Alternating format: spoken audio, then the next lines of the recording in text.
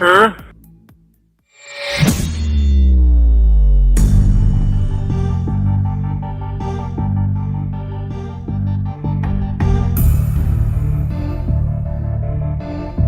How's it going, freakazoids?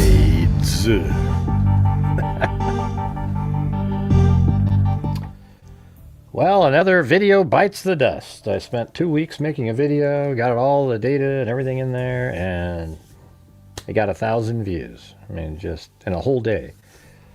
I always know that. Yesterday it would have only been 500 though, so I guess it's looking up, man. It's looking up. I mean, what's the point of making a video like that? I mean, man, spending all that time and nobody, very few people. When I always use the phrase "nobody," but you know what I mean, right? It's like, man, YouTube just doesn't put it out there. Nobody sees it. It's crazy. It's really pretty unreal. Hey, good news though. In the hold on a second. Well, they found the two. They found that whole family. There was the two kids and the dad in Mexico. So he's been I guess they're going to be reunited with the father, I would imagine.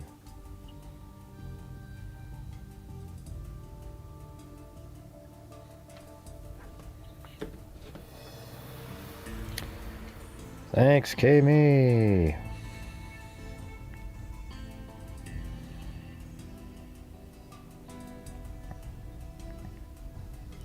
Yeah, and also, I mean, even better news than that is Mercedes Vega, I'm not sure what the case was, like burglary, trying to steal something from Mercedes Vega, and then her testifying is why they killed her. And he was found guilty today of that first case, which is absolutely essential because now the murder case will be a slam dunk. Because he was found guilty of that, he in fact did that, and now it gives him a absolute motive for the jury to look at, and that's what happened. So it's good news that he was found guilty in that one. Are you guys here? Let's try to focus in on what we're talking about here for a second. So that's pretty cool, isn't it? Yeah. So he was found guilty today, and she texted me.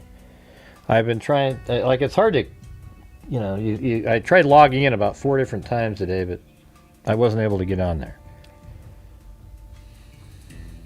Yeah. So if you're out there, Erica, awesome. It was such an important deal. Imagine if he was found not guilty of the burglary. How do you proceed with a murder trial based on the premise that he killed her so he'd be quiet in that case? In this case, the case that he was just found guilty of, Mercedes Vega was supposed to testify in that case.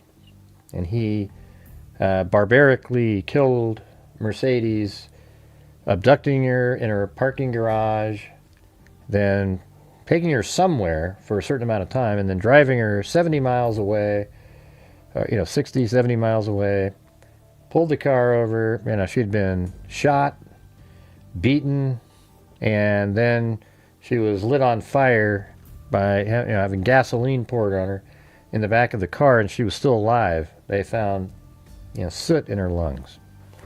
So that trial will be in the future, and that one we'll cover here. It'd be tough if it was overlapping with another one, but I doubt it. I mean, I think that trial won't be for like a year.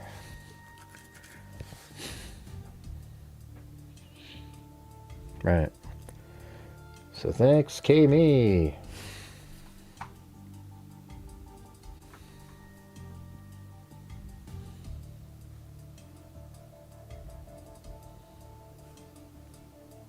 Thanks for the jewels.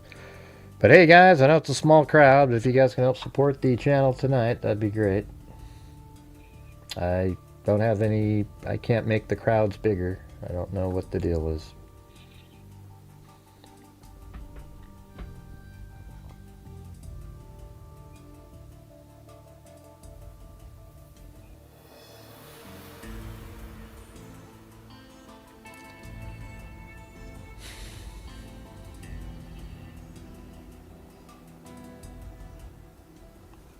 Yeah, today I was trying to build this little like block and tackle pulley system thing to pull the kayak up. It seemed to work pretty good. I'm just trying to sort of struggling on. It's so easy to pull it up, but I'm trying to figure out if I attach. There's two different pulley lines. So if you attach it to one of those winches, that that can do one line. I don't know how it would work if two lines are going into the winch at the same time. It's sort of interesting how that might work. And then, depending on, I don't know, it's just really complicated. It's so easy with your hands, though. Thanks, Kami. I was watching Unsolved Mystery today, and they were talking about crop circles in the fields and trying to figure out who made them, aliens or humans. Yeah, well, that's old. That's a thing they've been talking about for a long time, but you should have got a hold of Linda Howell for that one. She probably would have been able to tell you about that.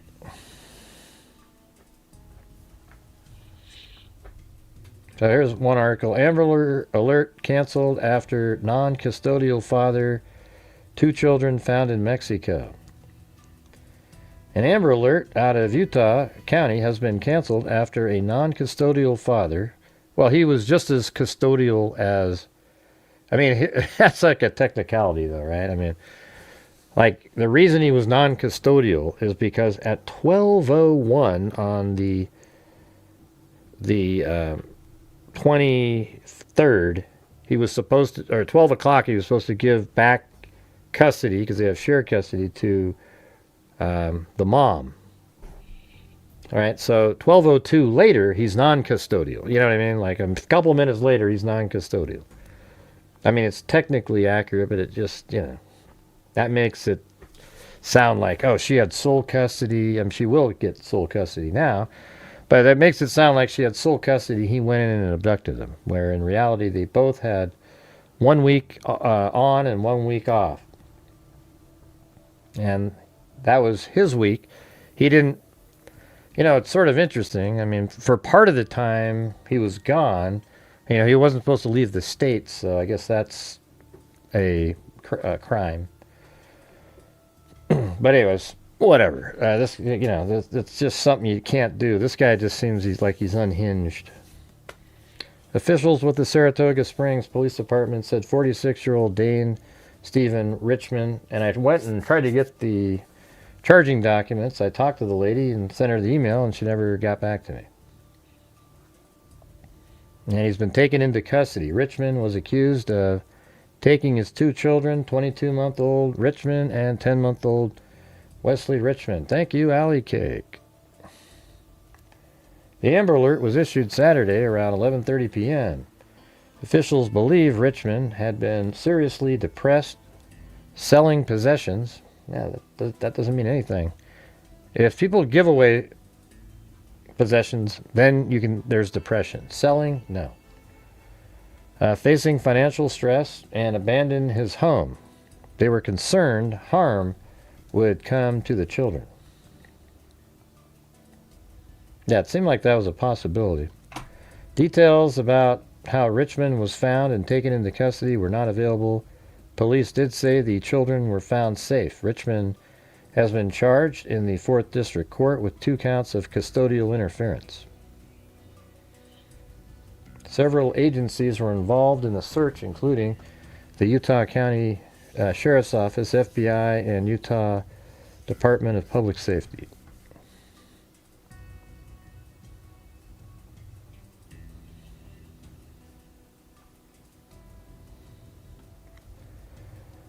And then, let's see if it has more. An Amber Alert was issued early on Sunday for 1-year-old Will Richmond and infant Wesley Richmond. Police painted a deeply troubling picture of the father's recent behavior, saying there is growing concern for the children's safety. Richmond was in the midst of a bitter custody dispute with the boy's mother, Lizzie Tomich. And when he quit his job, he told his boss he was unable to continue working due to the current ongoing legal battles. Great news update from Saratoga Springs Police Department about the Amber Alert. for Will and Wesley Richmond. The boys have been found safe, the FBI said. According to the Saratoga Springs Police Department, the Amber Alert for Will and Wesley was canceled after they were safely located in San Felipe, Mexico. Let's see where that is.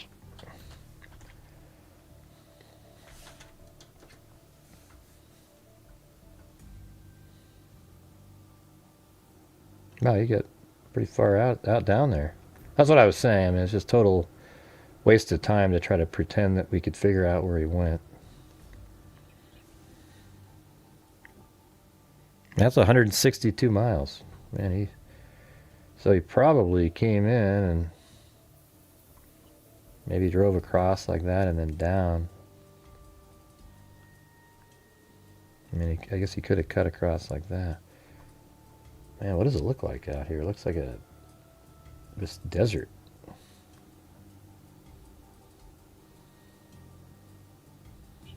This looks like a road where you could easily just get pulled over by a cartel and taken out. I mean, this is... Jeez. What does it look like out here?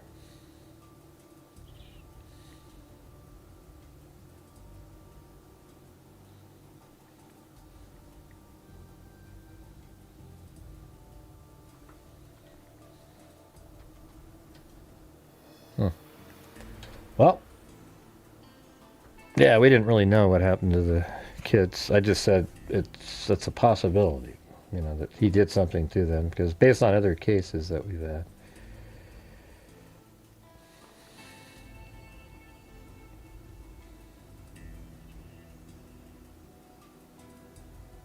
So that's what it looked like in that town. He probably stuck out like a sore thumb.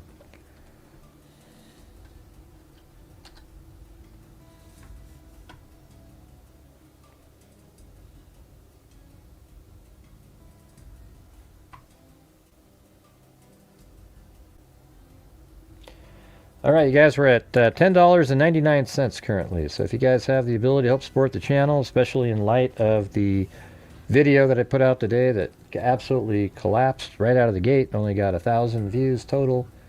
That's about $4. So we're going to need the help from the people watching the show to try to do something. I mean, yesterday we made the goal finally. You know, today, back to the same slowness.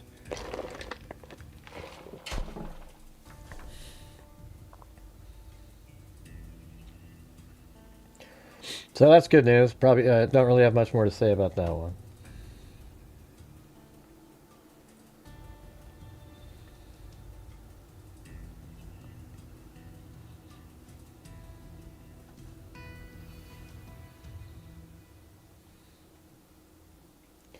Here's something I was going to look at. It was from a different case. And now I don't even remember what this was from. But see this blood droplets here? Where are all those satellite drops that they talk about, man? There should be this huge misting thing here because of the droplets. You know, remember the Nancy Guthrie case? Oh, those are satellite drops. No, these are. I bet you those could be. These little ones like that. I bet those could be that.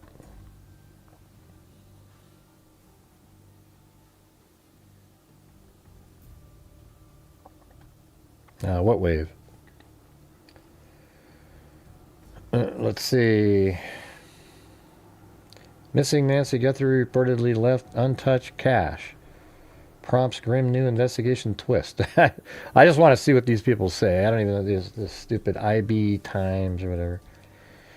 Nancy Guthrie's disappearance has taken another unsettling turn in Arizona, where investigators have spent nearly 4 months searching for the 84-year-old mother of Today's Show anchor Savannah Guthrie, as Pima County Sheriff deputies in Tucson marked their 118th day of looking for Nancy. On the 27th of May, a former law enforcement officer publicly questioned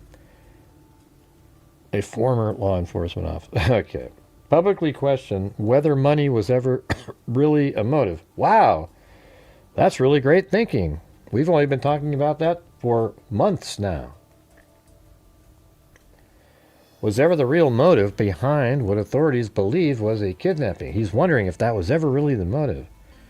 For context, Nancy Guthrie vanished in the early hours of, we know that. I guess I'll just read it.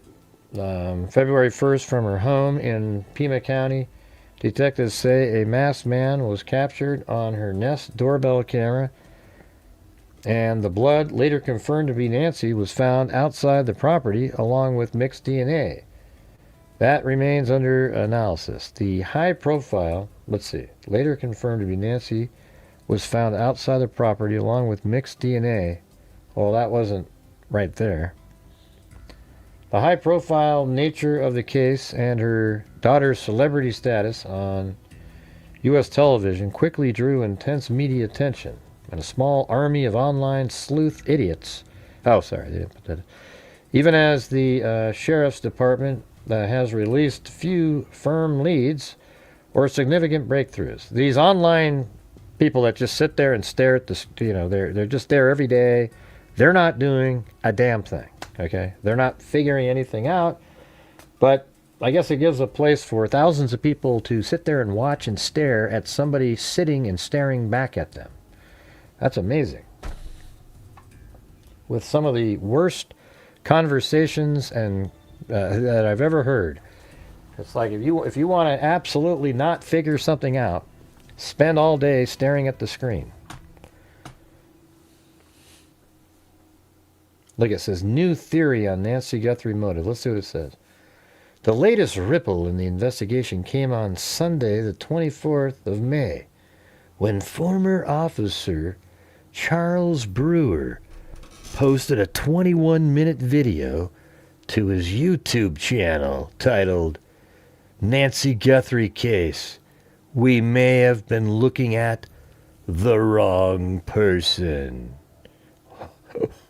What do you mean? There isn't a person we've been looking at yet. In it, he challenges the widely held belief that whoever took Nancy Guthrie did so in the hope of a lucrative ransom. For months, amateur investigators and commentators have framed the case as a classic celebrity-adjacent abduction. Target the elderly mother of a wealthy, high-earning new. I think she was abducted because of the connect. Because she's famous. In the fact that she's related to Savannah. High-earning news anchor and demand a large payout. That's what he's saying people thought. Brewer now argues that after more than 100 days without clear ransom demand, that theory looks increasingly thin. If this truly was a celebrity-targeted kidnapping connected directly to Savannah Guthrie, why has there been no meaningful ransom communication? Yes, we've been talking about that, Brewer, for a long time. Have you been watching my show and just sort of manipulated the story to match yours now? Yeah. Now, he went further, pointing to reports that more than $1 million remained untouched. You mean the ransom? That's not untouched. Nobody's claimed the ransom yet. Why create ransom-style messages that reportedly make little sense? Why no sustained negotiations or proof of life? No sophisticated extortion strategy. Brewer's conclusion is blunt. If somebody kidnaps for money, money usually becomes the priority, he said, suggesting instead that the behavior surrounding the case feels chaotic, disconnected, even emotionally driven, or possibly connected to something far more personal than the public originally believed. You mean a psycho, like a nutjob killer, that we've been talking about for weeks. He is careful, though, not to directly implicate any member of the Guthrie family. In his video, he stresses that he is not accusing relatives, but says it is reasonable to ask whether someone with a link to Nancy Guthrie's immediate circle could be involved. That might, he suggests, be a friend, associate, business contact, or someone connected through a debt, a dangerous person orbiting somewhere close to the family that nobody fully recognized at the time. The theory reflects a broader unease. After so long, with no public breakthrough, Brewer told... I mean, what are they... You know what? I need to just put a fake... Gray Hughes investigates. Former, NASA scientist. Okay? And then maybe some of these idiots that write these articles would stumble upon one of my shows and go, wow, a former NASA astronaut has come up with...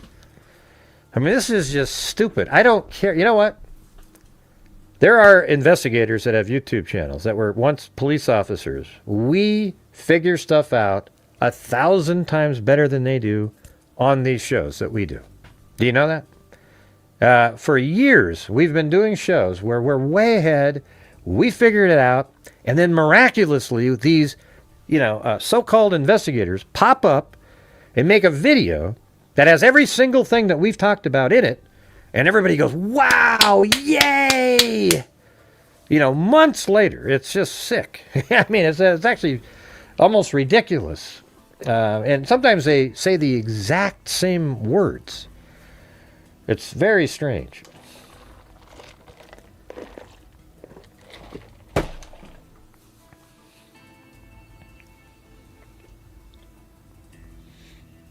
Hello, Lisa Redacted. I mean, you redacted your last name? None of his claims has been verified. Okay, the theory reflects a broader unease.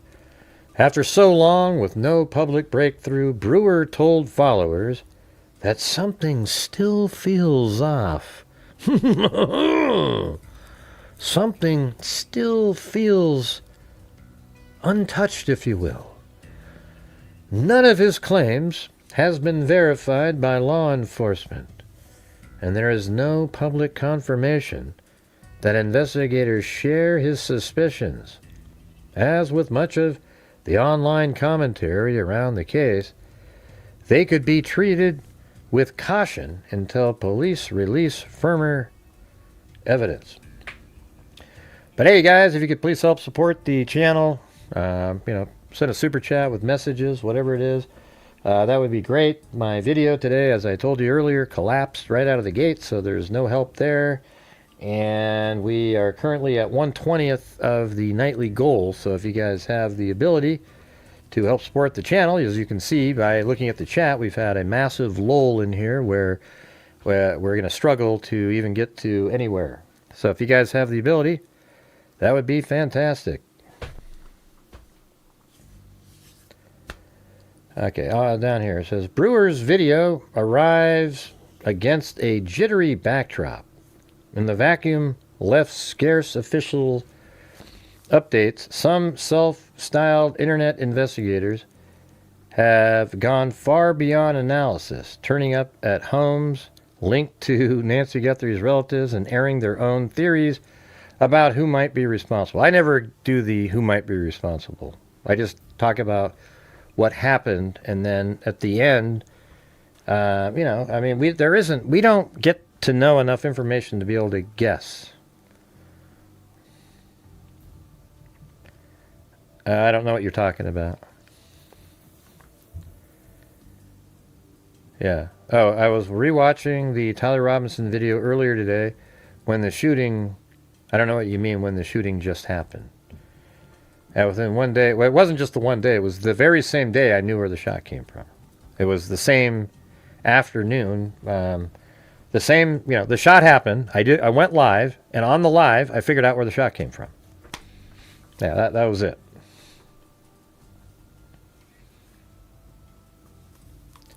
I had it one level down on the left first, and then The same day, that one video came out with him laying on the roof from the side, and then I could tell it was the one above that. I don't know. Will you send in a super chat, Mirka Margot, if I get the dogs on the screen? Yeah, exactly. That's what I meant. Right. Yeah, it was the same day.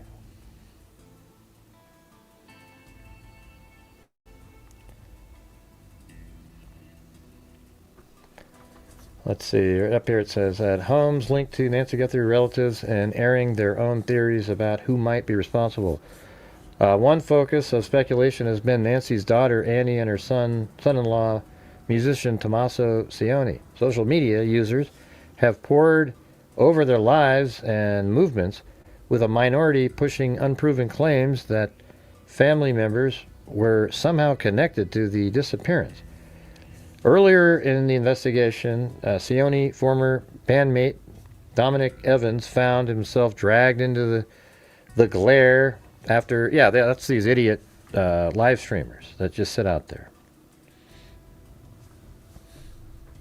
I mean, every single big case is the same.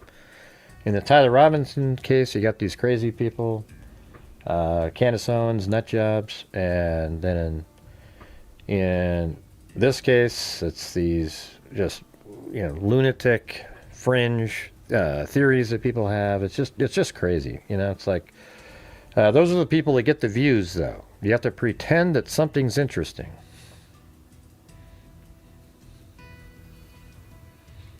Yeah, wasn't that crazy?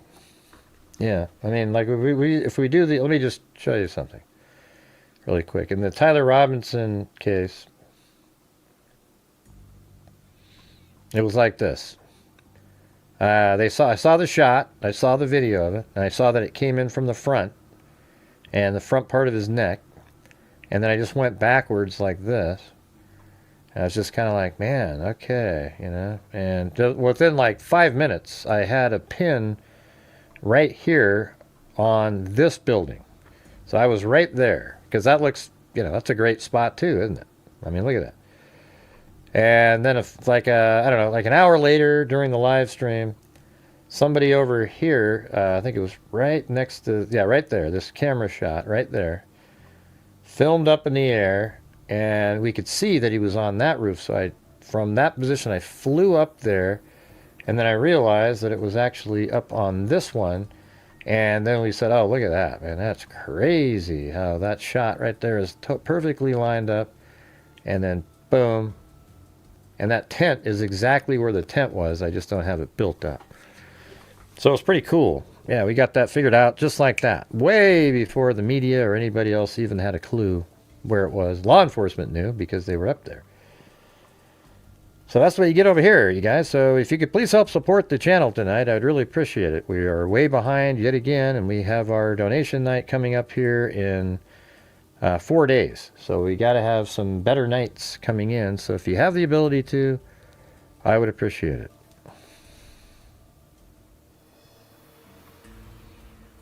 Yeah, anyways, back to the... and hopefully you guys are hearing what I'm saying. It seems like every time I'm saying, hey, you guys, it just sort of crashes and burns. It's like, I don't know, man. It's crazy. By the way, if you weren't here on those nights, you want to see something weird? All of these cameras right here are cameras that exist. And somehow they weren't able to track the guy. So, and you want to see something even more interesting? Annie's map that she put out avoids every one of them. Look at that. Boom. That's what the map is that she put out. I mean, it's almost like the map was created knowing that. I mean, it's wild. I mean, look at this one. It comes out right there and then boom. Take it right before the camera gets you and you're over here. And so they have never been able to locate. I mean, I don't know. I feel like they have video somewhere of the vehicle. They just are having a hard time determining it. And maybe I think for certain they have lights of the vehicle at some point. After it leaves the home, there's lights going by a house and it picks up movement. and then maybe there's movement somewhere else, but maybe they just never got a good shot to know what make and model it is. I mean, this person knew the area for sure. Look at that. I mean, those purple, and this is where she lives. I mean, just look at this right here. She lives right there. How do you avoid some of these? And interestingly, see this blue pin there? That is a way, before we even had Annie's map, I said, you know, these blue pins right here are the most likely exit points from her home to a bigger road. And even over here, this one made sense because it's so easy to remember to get to there. And that turns out to be Annie's map exit location. Now, there's all these other roads here, and those just don't make sense because they're too complicated to try to remember in the dark. All right, hey, did anybody hear what I said, you guys? We need the support for the channel on this channel. We're different than the other ones. We've given $295,000 since January of 2020. For some unknown reason, it seems to fall on deaf ears these days. Don't know what's going on. I mean, yesterday was just a miracle because 4 or 5 people showed up. I mean, other than that, it's the same.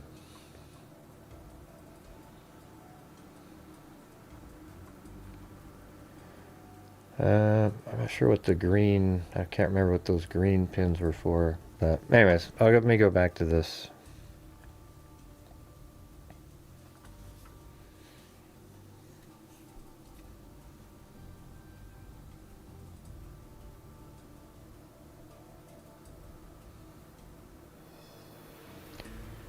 Pima County Sheriff Chris Nanos has been unusually frank in his frustration at the behavior of these people that are claiming other family members had something to do with it. Speaking to the New York Times, he urged streamers and civilian searchers to step back. We appreciate their concern and we all want to find Nancy, but this work is best left to professionals.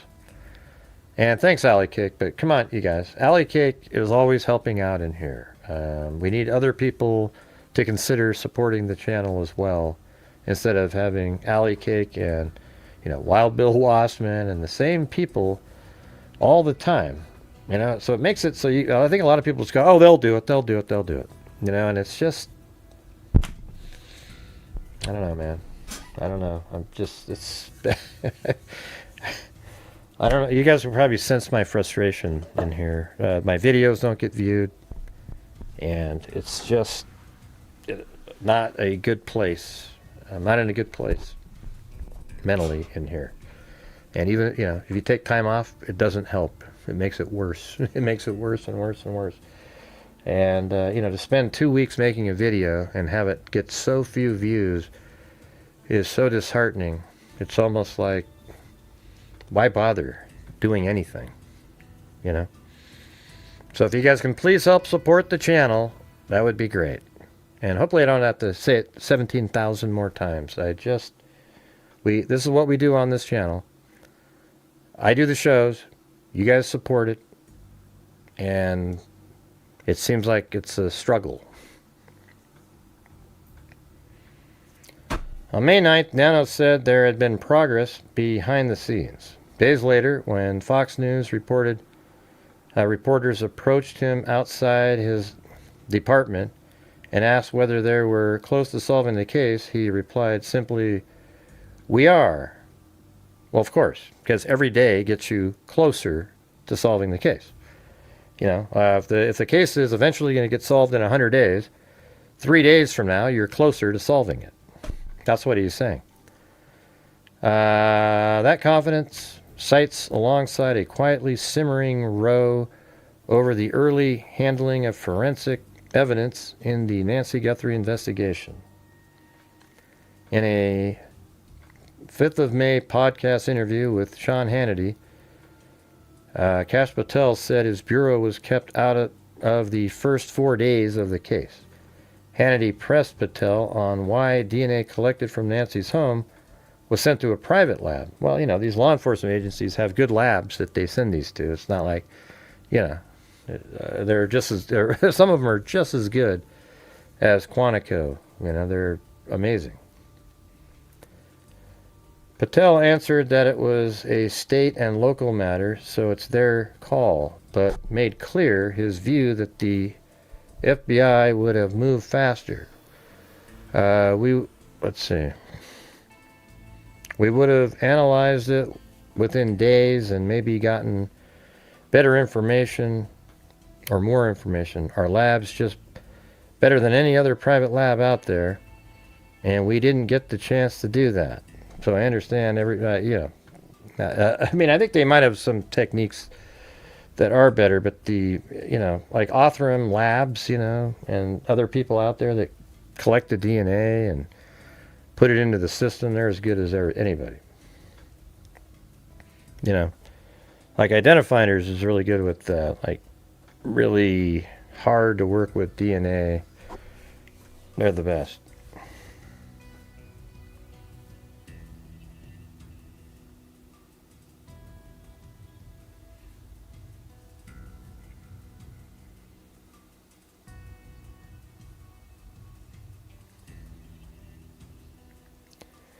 For now, the investigation into what happened to Nancy Guthrie appears to be moving largely out of public view.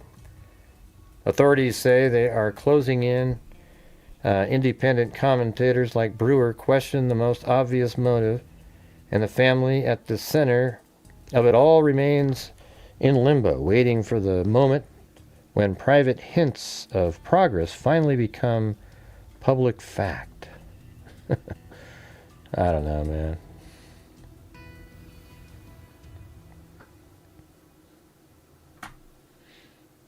Yeah, I'm going to just let you guys, if you guys do challenges, if you can just shepherd them along yourselves. I just can't, I just can't keep doing it.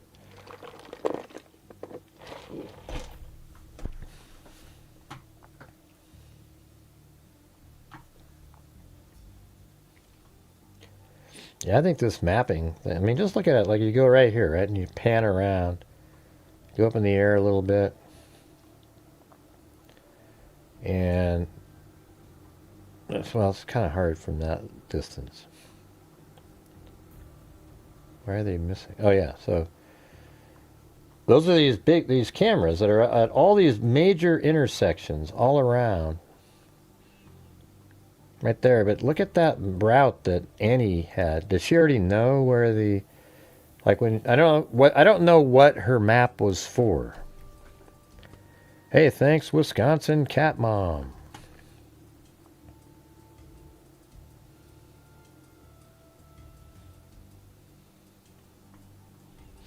Yeah, so imagine if he had come out right here. And from there, you could go across and to the left, and then as soon as you do that,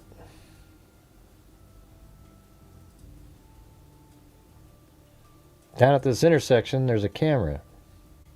None of these have anything, but right there at that intersection down here, man, they got like so many of these.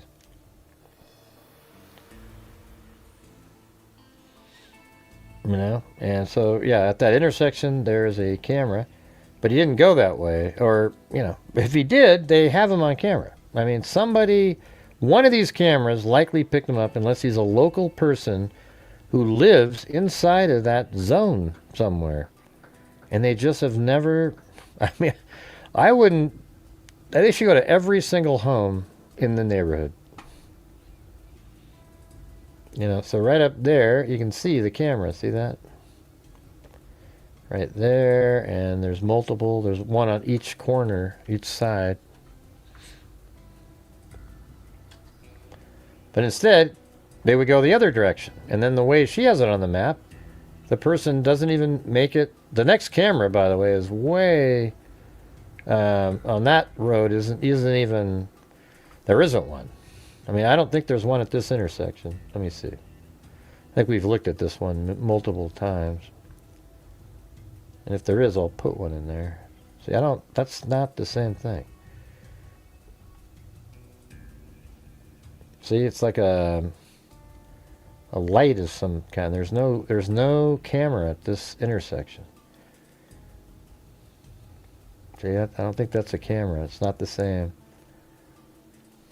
And nor is that.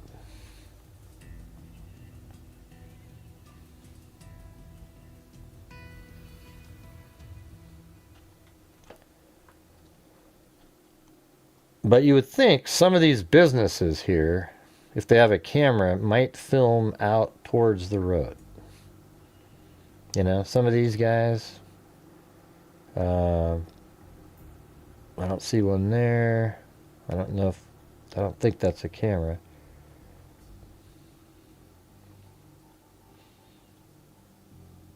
Yeah, so it doesn't, yeah, that's crazy. Jesus. All right, I guess I have to bring it up again. Hey guys, we've got the challenge up there by Sandy Shirley. We just need somebody else who hasn't supported the channel tonight to donate 5, and then she'll send 10.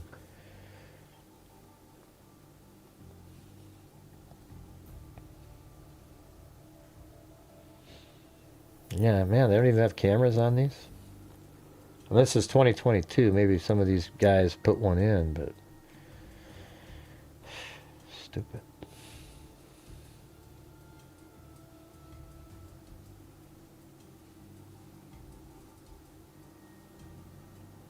You guys want to just go around and try to find as many cameras as we can and mark them down? Because I think it's a kind of a valuable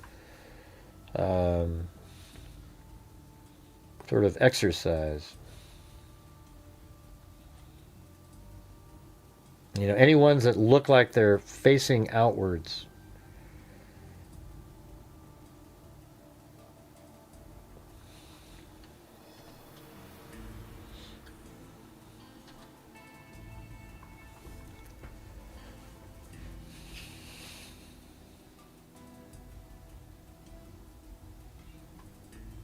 Yeah, I mean, where do you start though? I mean, I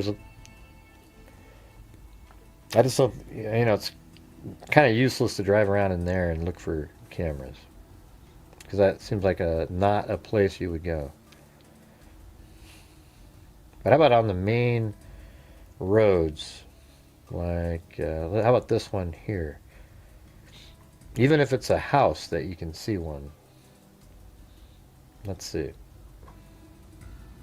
Well, let's see. Did they mark that one out of play at one point? You know what? They did say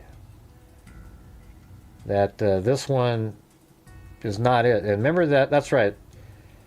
We had a square on here. Let me see if I can find that. Yeah, there it is. So this is where law enforcement was looking. So all of this, forget it. You know, this is their search, like a zone where they were interested in. And my area was right there where you see those red pins going around. Anybody see that up there? We had a challenge by Sandy Shirley. Here I am having to shepherd it again because we just can't get the ball rolling.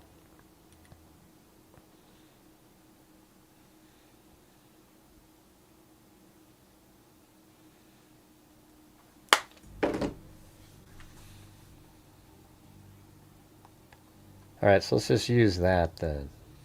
And so obviously they must mean like that road, even though they drew it like that. There must be, well, you know what? They didn't do that because they knew that that camera did not show a car coming out, nor did that one. So notice how they dropped it down to here because they've already looked there. They didn't see anything. Because this is the exact line that they had. It didn't include that road. So how about we just go from right here.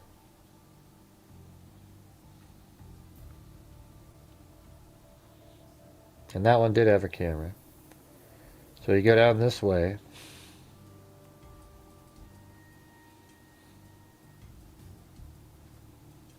We're at 1/10 of the nightly goal now.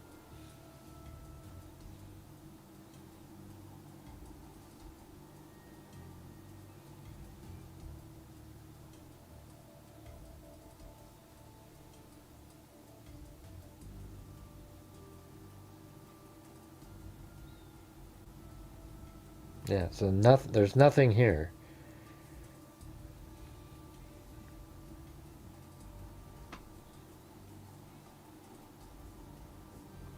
Yeah, this is October of 2025.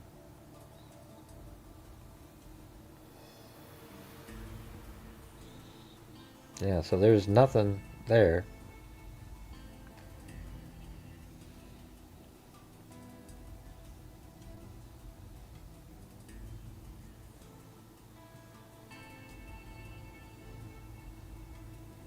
And then, you know, this house here might have a camera that films something here, but again, it's the worst place in the world for um, the surveillance footage. It's just every home is offset, off the road, and people aren't filming roads, right? I mean, you're filming your own driveway, and they're all off the road. So when you film your driveway, the street's so far away, oftentimes in here, that it doesn't film anything. It doesn't even have the street on it.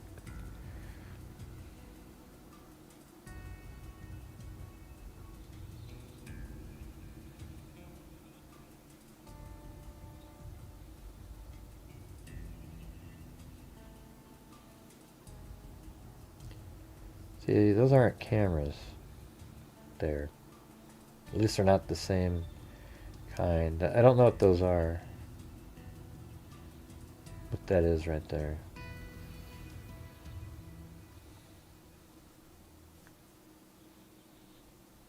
Are you guys even here tonight? I mean, the chat's dead as a doornail. It's not moving again. I say this every single night these days. It just doesn't, you know.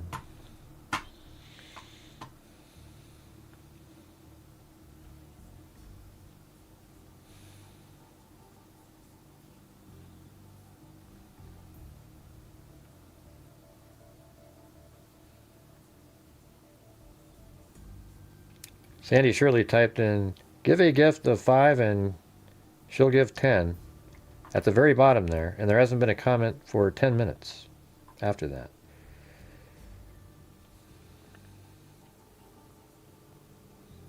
All right, let's see.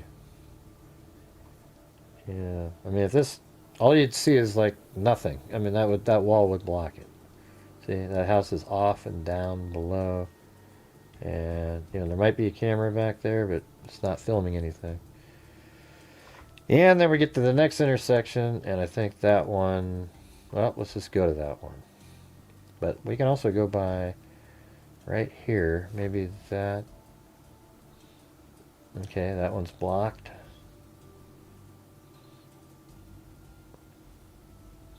Yeah. They're good, Sandy. They just, I don't know. I'm not sure what the deal is. Don't worry about it.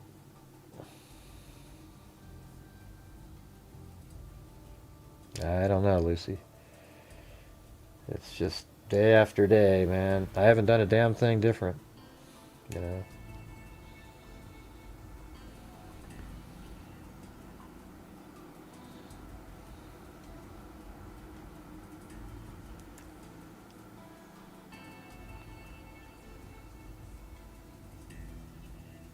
How come none of these buildings have cameras around?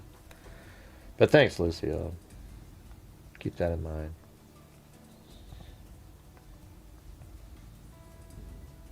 You think that's a camera right there? Kind of looks like something.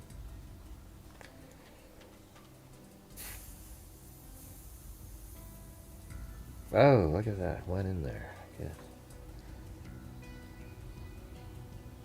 Nope.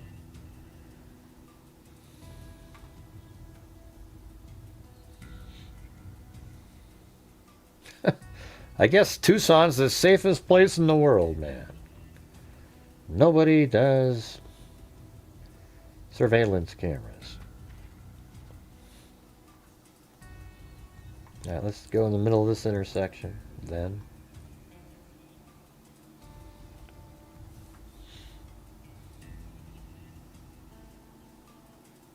And they don't have those cameras again.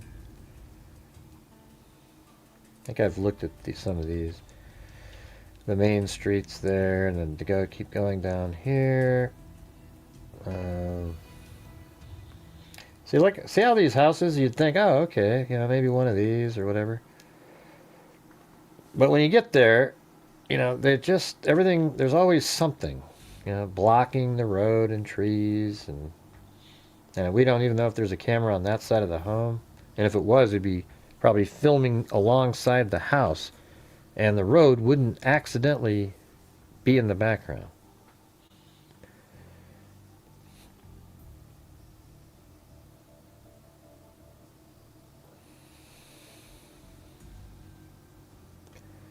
But hey guys, we still have Sandy Shirley's challenge up there. We just needed one more gifted membership, and then she'd donate 10. It's a good way to help support the channel. Especially on a day like this. A video that collapsed right out of the gate. I even deleted it, waited another day. It maybe did a little bit better than that one would have done. But, yeah. See, that looks like a camera right there. Let's see if I can get to the other lane on this. Hold on. That one looks pretty... Yeah, that's definitely... I think that is a camera right there. It's kind of filming. It might have got a glimpse of a vehicle driving by. From that angle. That's the first one we've seen.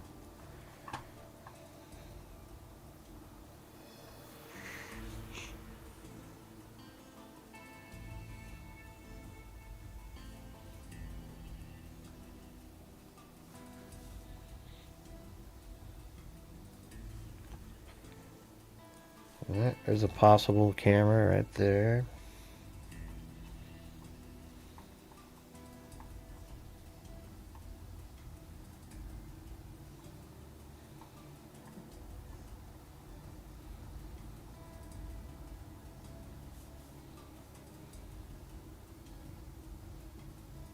That's okay. Thanks, Sandy. It's embarrassing.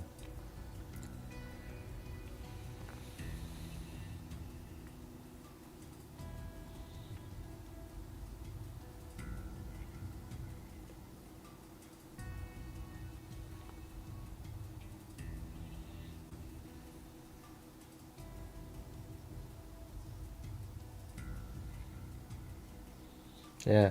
See, this is what I'm talking about. Look at that. All those homes are so far away. Good night, Sandy Shirley. Thanks again. Now this one maybe has a shot at something. I don't know. I don't see.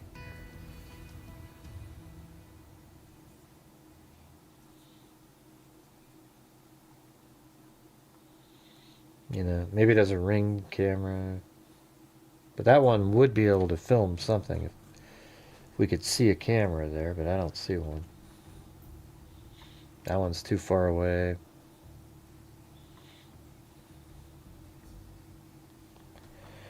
What the hell is a gigawatt? 1.21 gigawatts! What the hell is a gigawatt?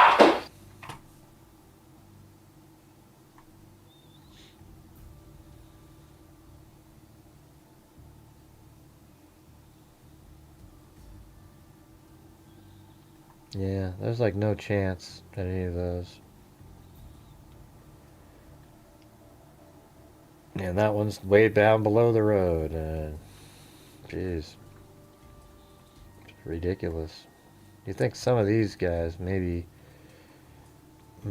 have cameras that face the... I mean, they must have canvassed every single place trying to find something.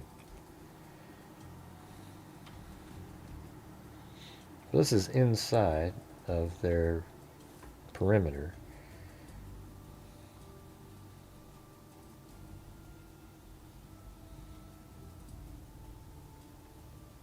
Wow, they could go in there, huh?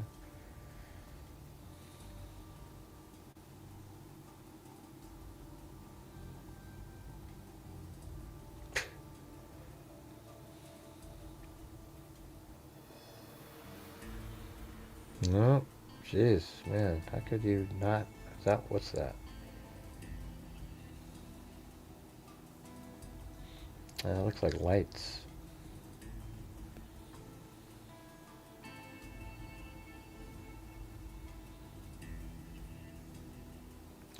Yeah, it didn't do me any good, but hey, cool. Hey, thanks, Anna, paleontologist. I don't know if you're aware, but like I made a video. I mean, we can watch it here if you guys want. The whole thing. I mean, I've played some of it for you guys, but I could just play it.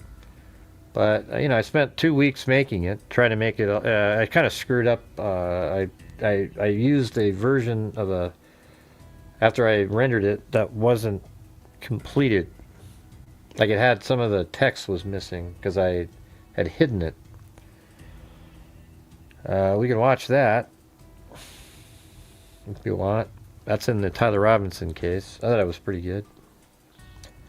It's got some of the lowest views I've ever seen on a video, but I don't know what's that. It kind of looked like that was going to be a camera, but it wasn't.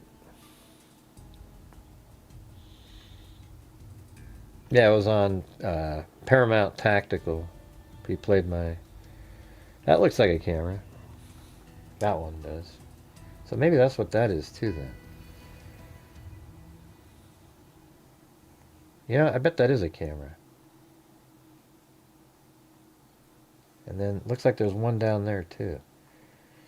That one, these two probably didn't do any, This one over here, it's possible it would, that's useless. It just picks up people in the parking lot.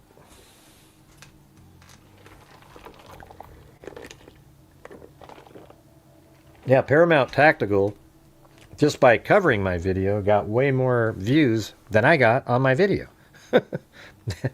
I mean, he helped get some people to go watch it, but isn't that just sad? It's insane. So we're having another struggling day because there is no ad revenue. It's just, I'm in a really shitty place. How about down here?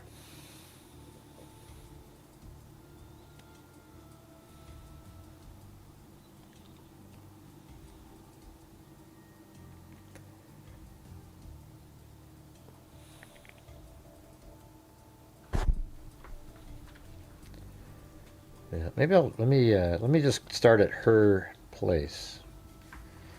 Then go down some of these other.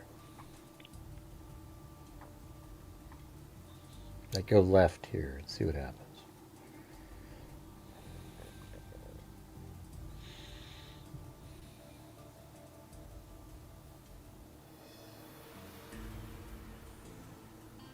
These are the ones that are on camera, I think. Or one, no, it's across the street. One of these shows up on her camera, I think.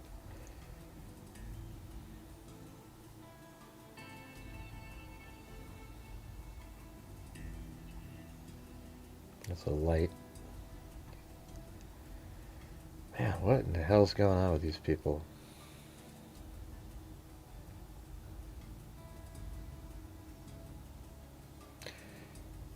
Well, yeah, I've been on his show. We've done shows together 4 or 5 times.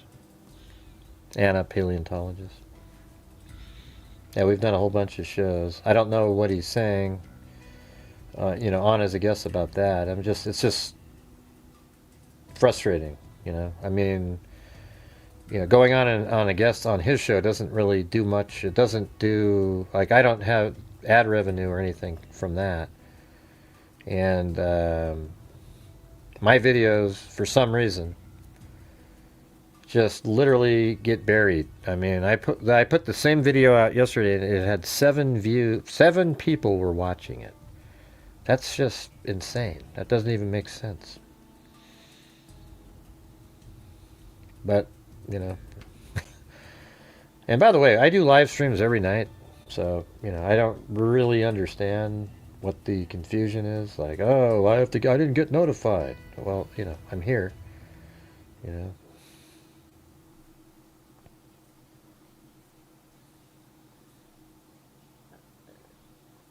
So I guess that street just dead. So there's no way anybody drove by there. That'd be useless. Yeah. So you know what we could do is, how about we do some other thing where, how about let's turn off this map just so it doesn't cloud anything, and then we sort of block off chunks of areas where, like, unless he lived there, he's not driving. Right? So you could do that right here. You could put this whole area right here, I would say, just like this. Yeah, this whole area. Maybe that's a good thing to do.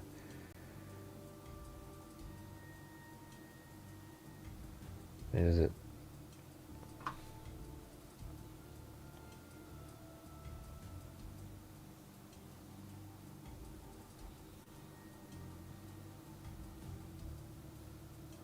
I don't know. It seems like you can just mark off so much space here.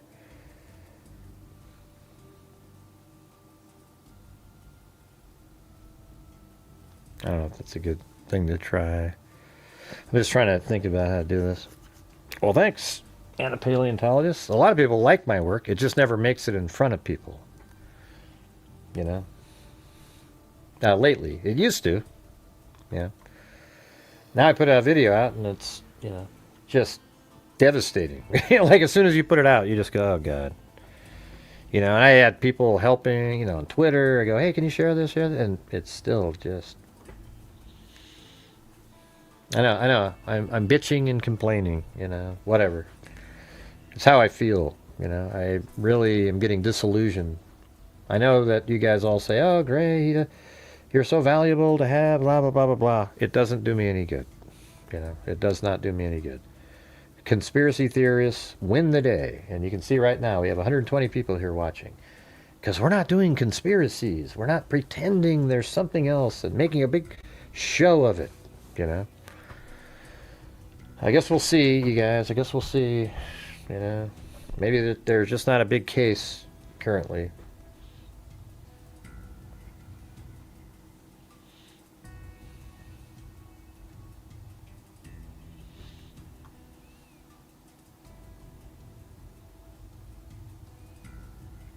Yeah, so I have a blue there. See, everywhere there's these... this here is sort of similar to what I was saying. So you've got the blue there, and you got the blue there. So that means that along that route, you know, I mean, the thing is, there's places where he just wouldn't be driving. So it doesn't even matter if there is a surveillance camera at all. So he wouldn't go on. Maybe we should just color the streets that he... Okay, I think that's a better way to do it. So what if we take like a black color and say, okay, he wouldn't be going here. Okay? He's not doing that. That's stupid. Why would he go up that road?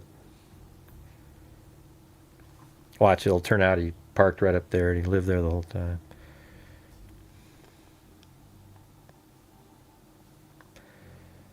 But hey, guys, if you're out there, if you get... Lisa, he doesn't... Brian Enton wouldn't do a collaboration with me. There's no chance. He just gets the, you know, people that people think know what they're talking about. Yeah, if he ever cared at all about my work, he wouldn't have pretended the other day that it was new information. What the hell was that? It was just something that we talked about for months and months on this channel. And he talked about it like it was brand new. So he must not have ever watched the show. What was that thing? It was something like... He's like, hey, everybody, breaking news, you know, what was it? You guys remember? Your iguanas identified as they, them.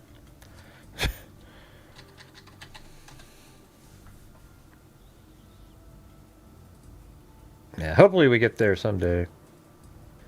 And a paleontologist. I mean, I have 180,000 subs. It almost seems like it's impossible that you'd only get, 1,000 views on a video.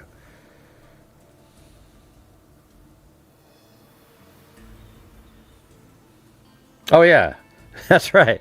Yeah, I almost couldn't remember because it was like it's such a thing that we've said. Yeah, Brian Enton the other day said, he was right in the middle of exercise and he had to tell everybody, break stride and tell everybody, hey, listen to this. It's possible that he removed the camera knowing that he was going to park his car right there. And I've said that for like the end of the first week. I've been saying that. Okay? So what it means is and I say it on every single show that we've done covering the case. So that means he's never seen anything. I've put it in 3 or 4 of the videos that I've made. I mean, don't you guys find that just a little frustrating? A little bit? I mean, just being here and knowing, wow.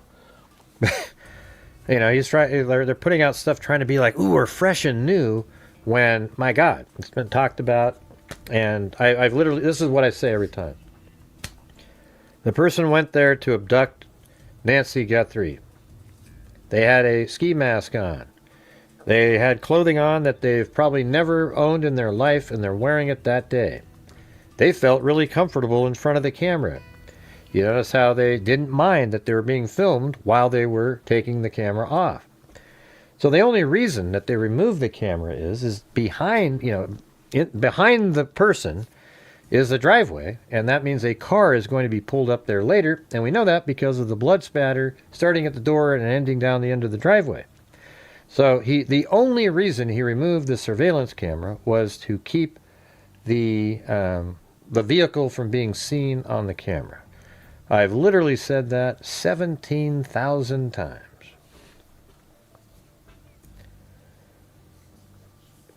Oh yeah.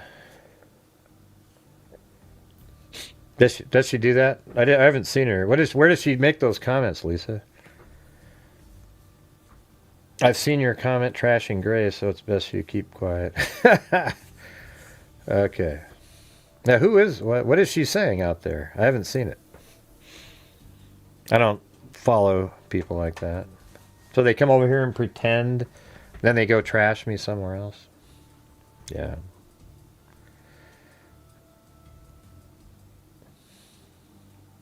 I'm not going to, Erica.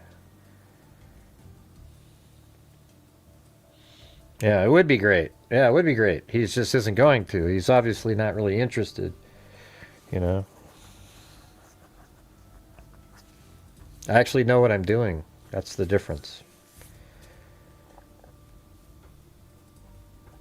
Hey, but Erica, why is it, people in the chat are telling me that you are making derogatory comments about me elsewhere. Why are you doing that?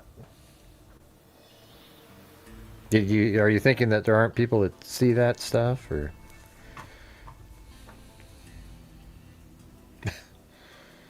Jeez. Wild. All right, let me keep doing this. I think this is a good thing to do. Let's make that like 10. So just block that street. Nothing happened there, right? Okay, and none of these other ones. So let's just block off every single street that isn't going to have anything to do with his entering or exiting the crime scene, right? It just isn't likely.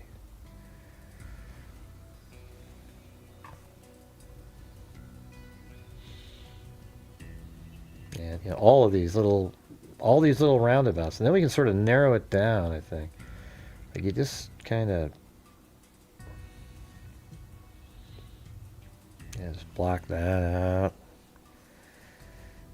Yeah, it keeps that one open. This is all gone.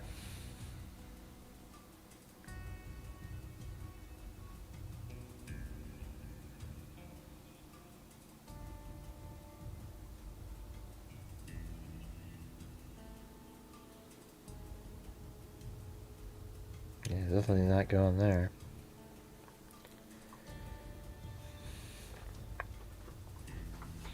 Yeah, I think let's just try to do this for like this general area in here and see what it looks like at the end. So that one definitely can't cut that one out. This road, you can't really say that isn't. Yeah, but all these are just totally useless.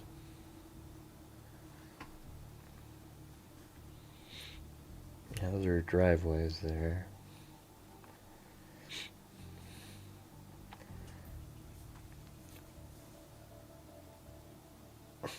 I don't believe those are actual roundabouts, but what are you talking about?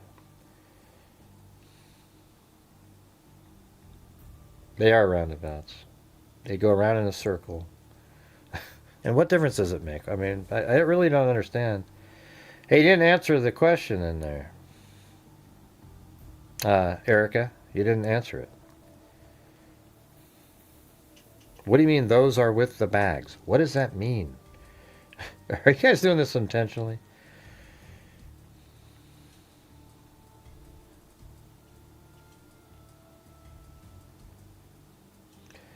But hey guys, if you could please help support the channel, we're at 1/4 of a nightly goal currently.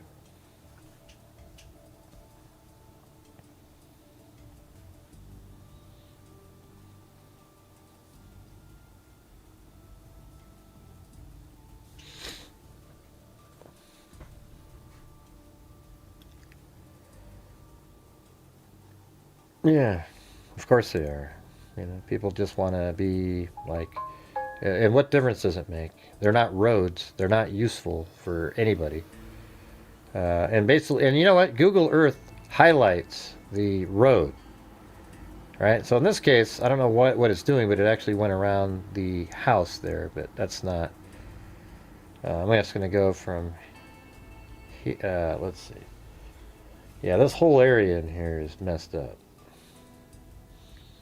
So I come around, maybe go over to there, and then over here like this.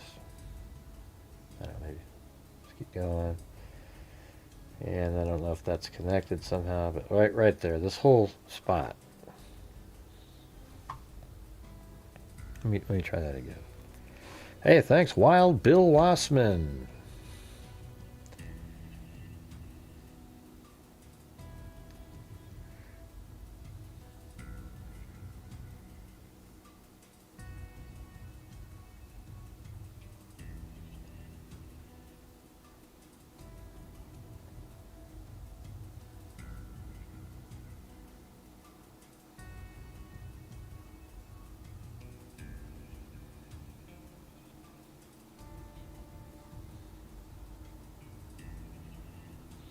Yeah, that's all gone.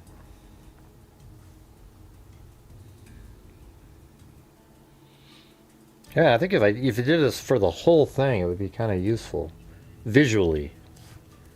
Or you can just sort of like eliminate places, I mean, you got to leave these open because it's possible. That is one of the ones.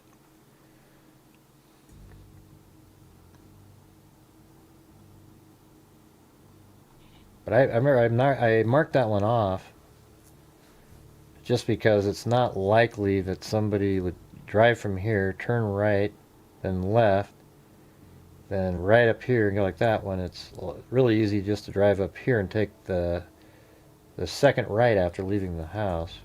But I gotta leave that there because that's definitely a road that's means something, possibly.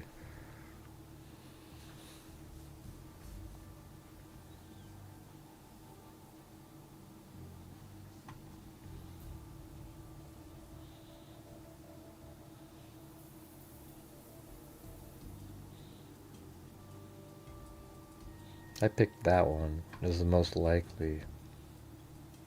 Because it goes to that road and then boom, this one doesn't seem.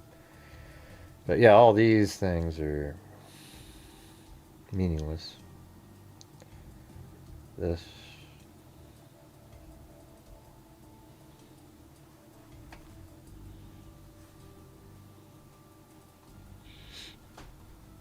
I don't know. Is that worth doing that? I'm trying to figure out. Because it seems like once you get it all, if you did the whole thing, like I just think all of this is meaningless in here. Because that's a dead end. This is too hard. Well, the thing is, if you live there, though, you can do whatever. You might memorize everything. So the person could live like right in there, and people just might not know. That's the weird part. Remember how they did the helicopter Bluetooth search?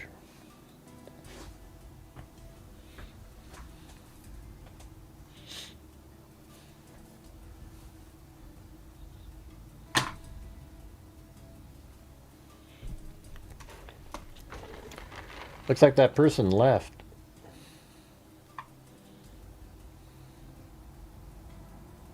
Hold on, let me see.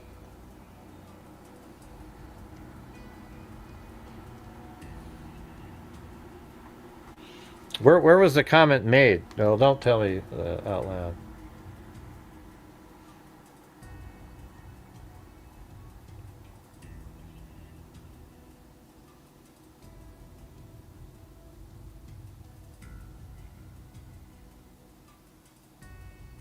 Yeah. Yeah, she's definitely one of the trolls. Yeah, Erica's just a, yeah, it's crazy, yeah. Did you guys block her? That's hilarious.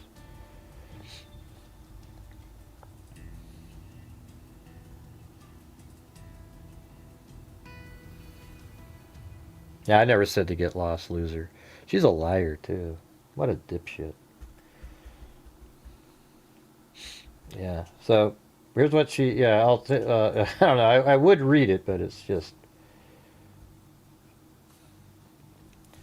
I'm almost positive his studio is in the laundry room because sometimes you can hear the dryer. I remember reading this comment. Dryer rolling.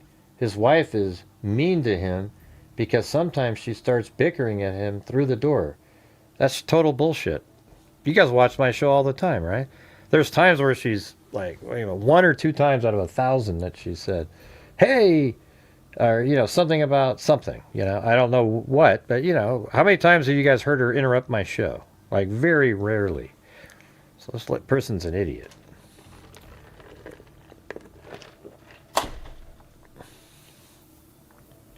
Oh, that idiot Erica that showed up in here, I found him during the Trump assassination attempt in Butler, PA. Thought it was pretty cool. I watched him quite often until recently. I watched him every night, not because I like him and his show. I watch it for the comic relief. 20 seconds in, he's asking for money. All the way until the end. He is always pumping himself up. I have emailed him personally to give him ideas to increase the viewing potential, but he told me to get lost, loser. Never said that. His donors are about 8 people every night. Every night. It's the same thing. Last night, we didn't make enough money if we... Yeah, I mean, I try to reach the goals, you guys. So, yes, it's the same every night. Because on my channel, every single night, you guys, I try to reach the goals. And that's because my channel is focused on donating as well. We've donated... $295,000, which apparently doesn't mean anything. They'd like it all to go away. Hey, look, we got Lynn said, what if the blood wasn't important? What if the blood wasn't important because Nancy went out the front door bleeding, cough, cough, to Uber driver? Well, no. Don't you think the Uber driver would have told police that she had a bloody nose?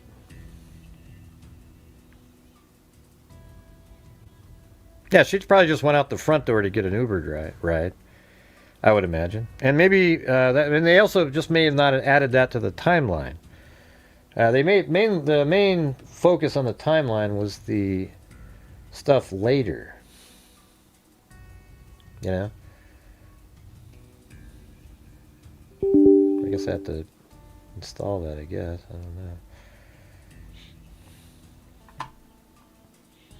And yes, there are people that support my channel more than other people. And what they do is they focus, these trolls, believe it or not, you guys. So up there, we just had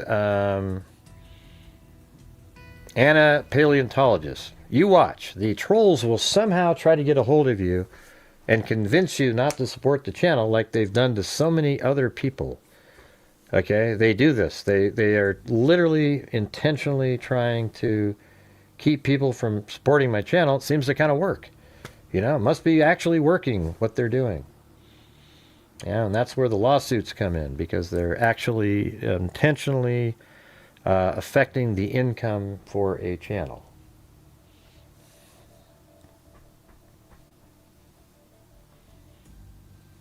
Mm-hmm.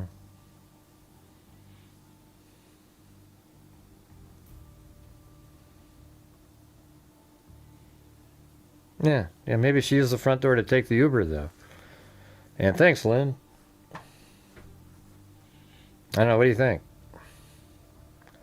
What if the blood wasn't important because Nancy went out the front door bleeding? Well, I don't know. I don't think she'd be, like, getting into an Uber bleeding. Especially, you know, it's not like it's a ton of blood, but it's a lot, you know, it's kind of, you know, an uncomfortable amount of dripping blood. I don't know if she's getting into an Uber car at that point.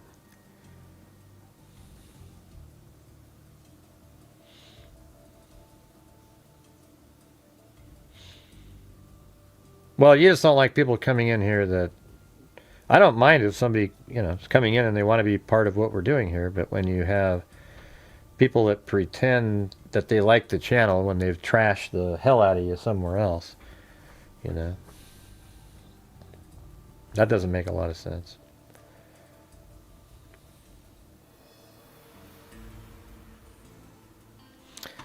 Yeah, it's probably, this isn't very...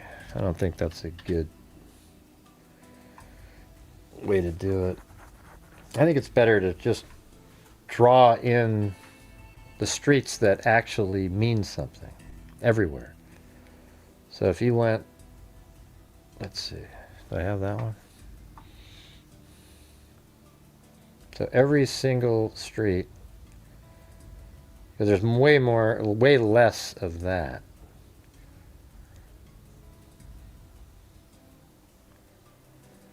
So you have that one.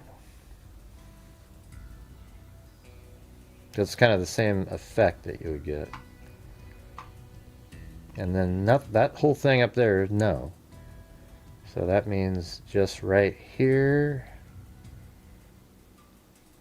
And then to there. And then down there.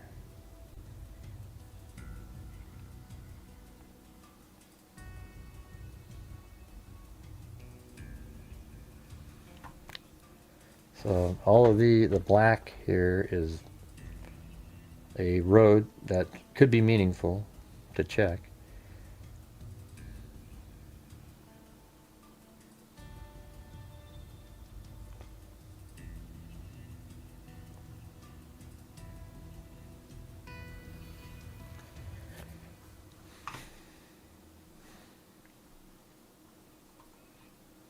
Yeah, it's probably better.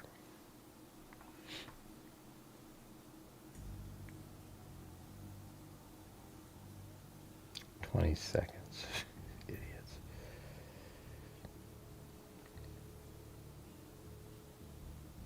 You know what I hate is people that want to be cool in another community.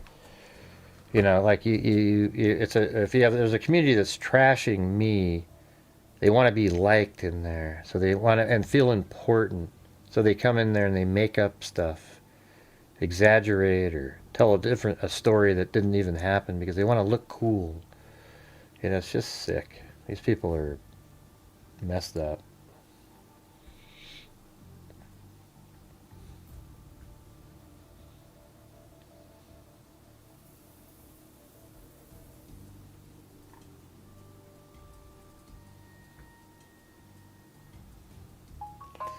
Alright guys, we're currently at 40% of the nightly goal, so if you have the ability to help support the channel, that would be great. Thank you. Hey, look at that. It's Lisa Belson. Thank you. Very nice. Very kind of you.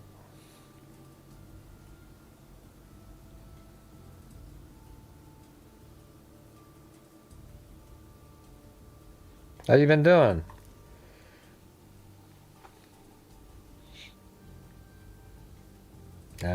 Yeah, so I guess this is possible in here. Yeah, I mean, it's not likely at all, but this is definitely a road that you could drive around.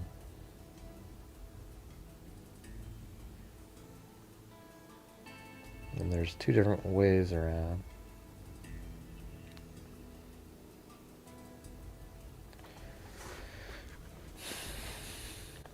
Hey, thank you so much. Appreciate it.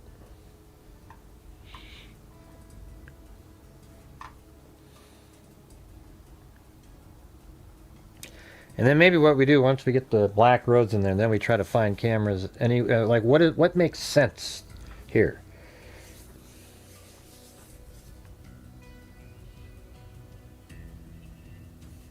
Yeah, the trolls email Lisa all the time.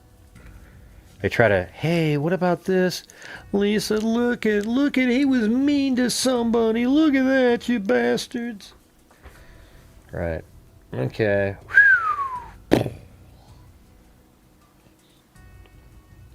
don't know, you know, I should probably not have this there. I mean, I guess, what do you think? I mean, that's definitely a road that leads somewhere. So I guess we got to keep those in. So this is that one. That matters. That one. So you could drive up here and turn left. You could go right and get on there. You could do a lot of different things.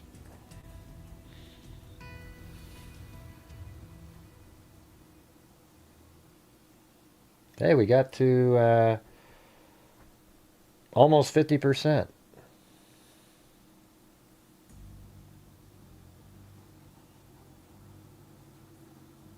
Oh yeah, right at 50% of the goal. Not bad.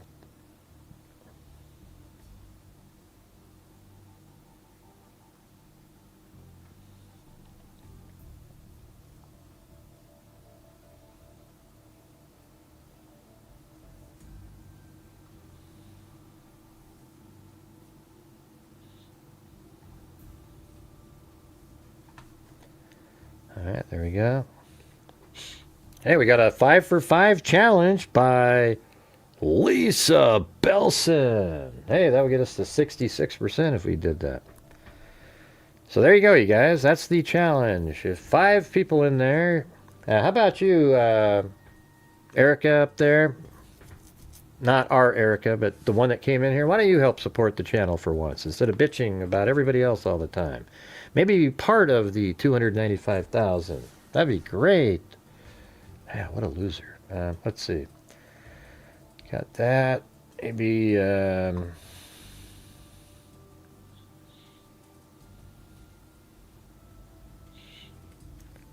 right, guys, let's see if you can do it. There's a freak challenge.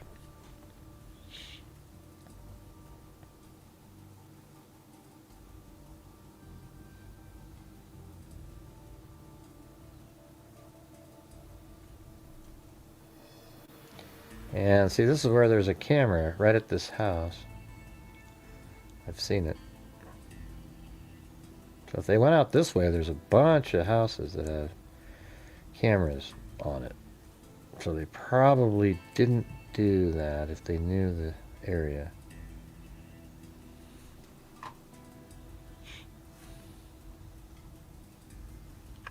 Wow, what a great start to the challenge, you guys. Fantastic.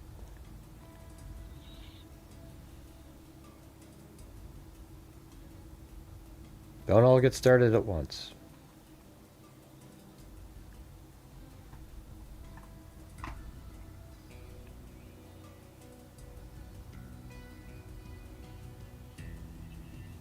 These are actually roads that people can move around on. These aren't likely, but they're definitely travelable.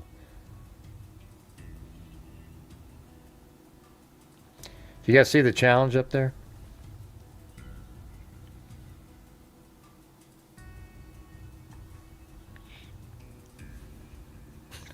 Jeez, what's the point? Yeah. Jesus.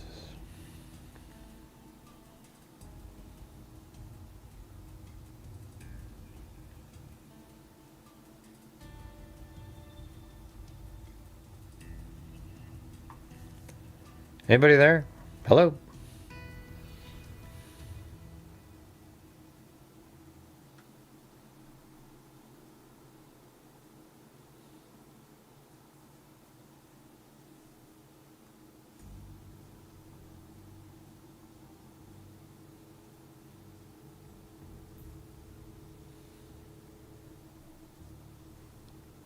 Yeah, I don't know about that. Wow, Lisa Belson, she did her own challenge. Because not a soul, not one of you guys could help out. Man, that was amazing. All right, thank you. Very cool.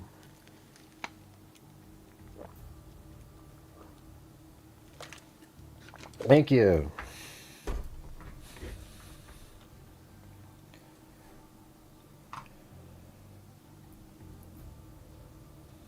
What the hell was that?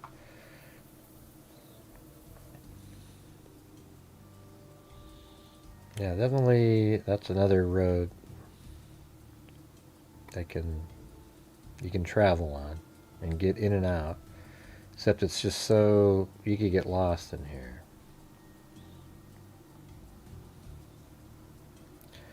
Thank you, Lisa Belson.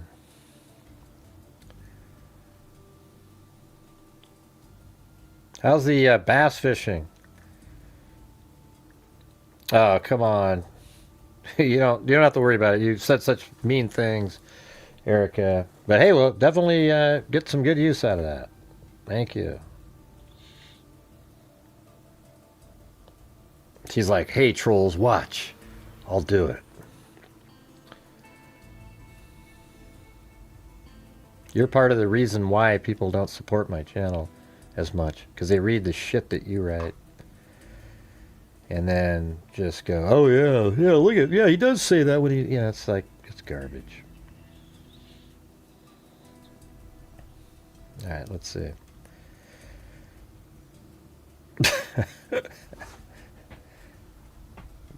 But thank you. Appreciate it. An apology would be better, I think. Yeah. Who's Mary? Are you from the same community she just came from? Because you haven't commented all night. Who are you?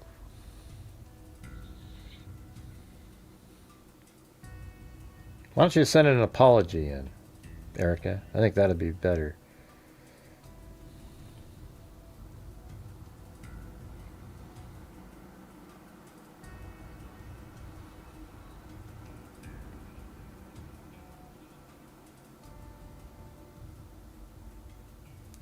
Yeah, check out that Mary account there. Somebody that never makes a comment and then supports a fellow troll sounds like a more likely scenario.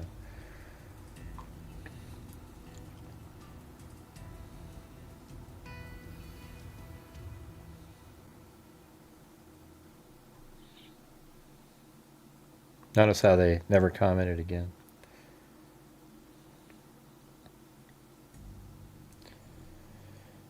All right, let's see.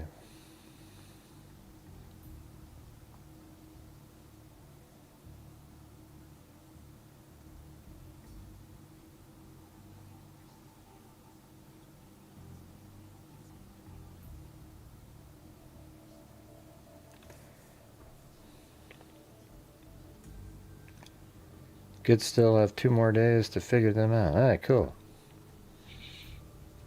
Today I spent the day trying to get my kayak hoists up on underneath the, because I'm using 2 of 6-to-1 pulley system But it's like, how do you, it's easy as hell just to pull them both with your hands, but I'd rather use a crank. But then if you're using a crank, what do you put both lines on it at the same time and then they overlap? Oh, jeez. All about the hiccup. Overlap each other? Yeah, get rid of that one. That Mary account. That's obviously a troll, She went to the community and said, oh, look, he doesn't think that I'm going to, and it's like, screw it. I don't have time. I'd rather have people support the channel that actually give a shit about what we do here. Not a stupid troll who spends all their time bashing the channel elsewhere. I mean, it's just ridiculous, I don't know. I don't think inside of here is a place. It's not a road, really. It's like an apartment, kind of.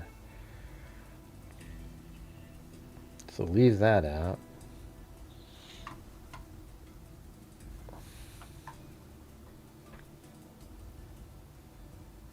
Now, what does that mean, Jim?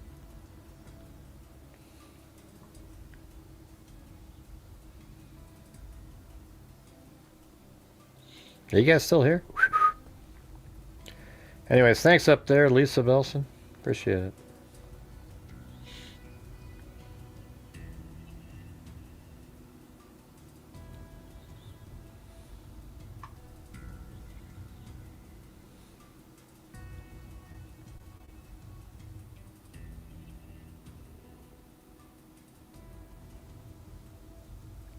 That's weird too, because I remember reading that comment that she wrote somewhere else, and then I was kind of surprised because I thought, like I'd seen her in here.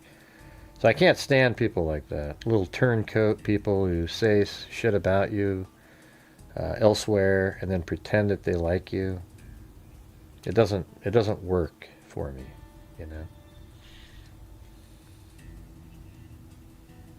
Hey, how's it going?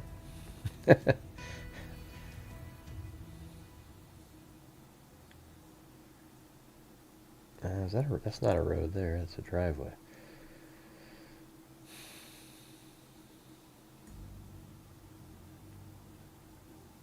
But I appreciate the super chat. I just don't know why you'd send it to me.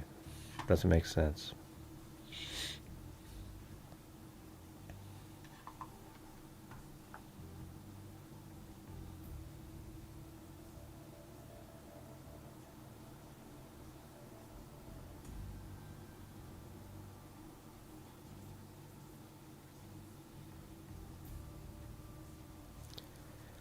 Yeah, see, all the black are places that a car can actually move.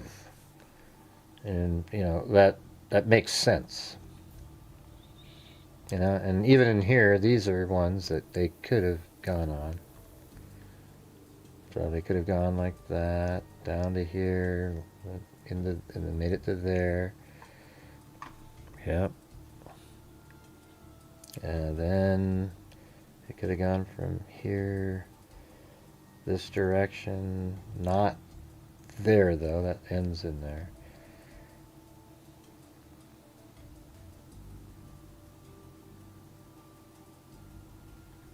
Yep, so that's that red one that I had before. See, these ones aren't likely, but they are roads. And so the thing is, once you have that map, then you can go and check where cameras are.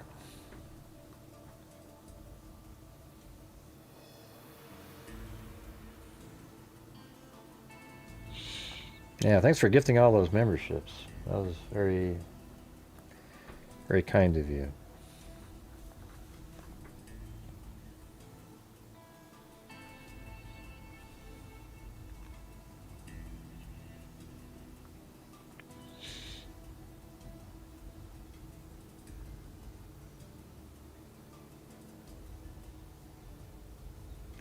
So did you guys all watch my video from today? Yeah, didn't think so.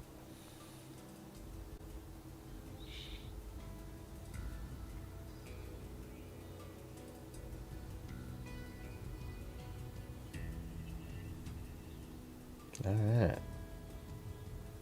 And is that even a road right there? I'm going to say no, that's not a significant, it's a T, doesn't go anywhere. Although, I don't know, can you drive right there, around that corner? Almost looks like it. Not on that side, though. So I guess you could, this is so out of the way, I hesitate even putting it in, but yeah, forget it. That's just a dirt driveway over there. What do you think is the most interesting true crime case?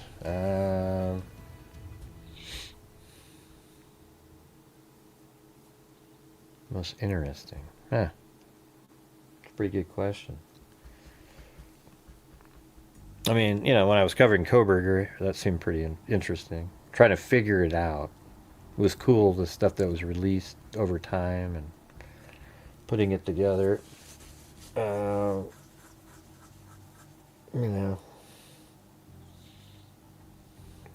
Delphi was pretty interesting. I don't know, it's hard to say. Some of them you're just passionate about, and then some are, just truly interesting. Like, oh, wow, look at that.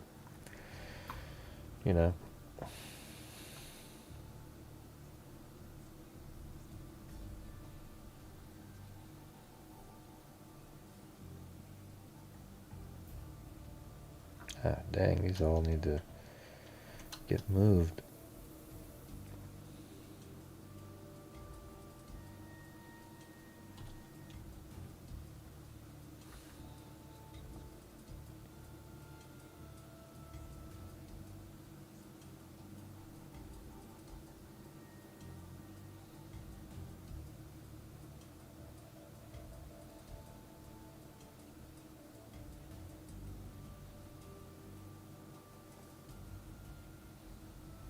This is it? Yeah.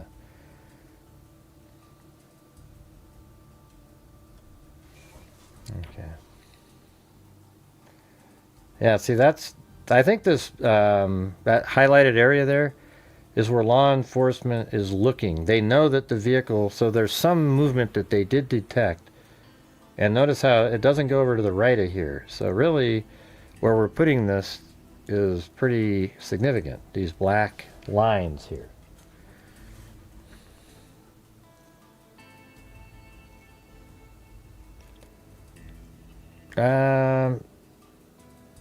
Isn't she the one that did the book on Bundy or something? Maybe I got the wrong name. I can't remember.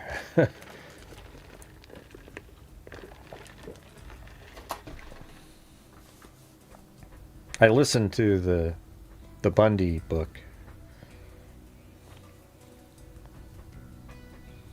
I mean, I know the name a lot, like it's a big name. And I'm sure there's cases that, yeah, right. She was a friend with Ted Bundy, right? They worked at the call center. Right, I did that. I read, well, I listened to the entire book. That was pretty crazy on that case. Yeah, it is good writing, yeah. I listened to it on my drive to Indiana, I think.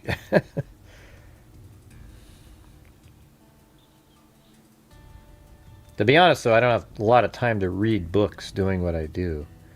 I have to read articles and keep caught up all the time, I'm not a speed reader,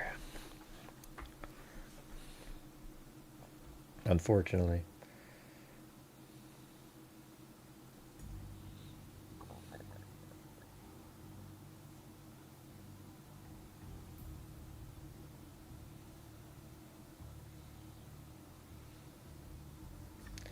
Feel free to ask questions, though.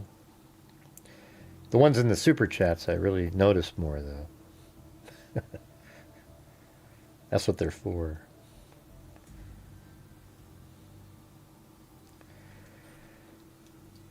Yeah, Gilgo Beach, that was pretty interesting, yeah.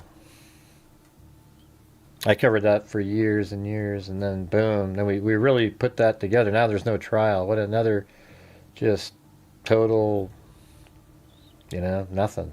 Hopefully I think what they need to do is like an inquest where you can a judge can ask questions and get it all filled in.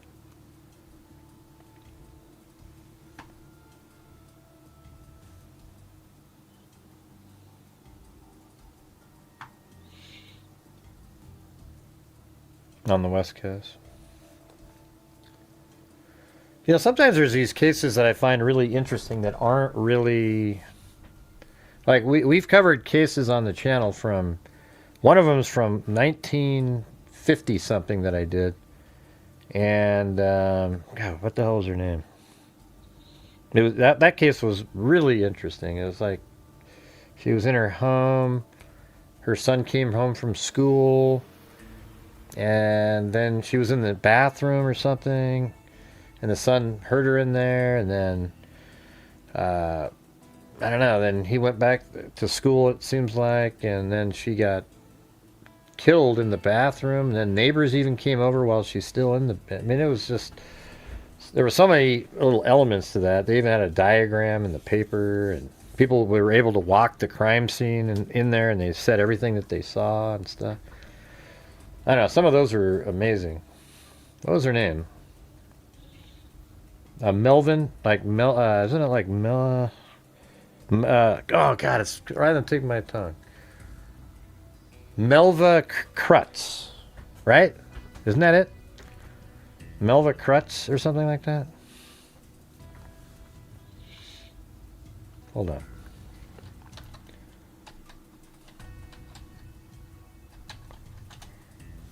Yeah, that's it. Right there. Malvina. That's right. Malvina Krutz. That's right. That's her right there. The murder of... Look, people actually have it. They have the same diagrams that I found. They did this after my shows on it. This whole thing here. It was crazy. Yeah, that's right. A lead pencil with hairs in it. They had a little diagram in the home where, like in her son's bedroom is where she was killed. And I mean, it just got really wild. It was really interesting. But it's not interesting to most people because they just want to hear, oh, what's right now? I need it. What's happening? It's frustrating. True crime is true crime.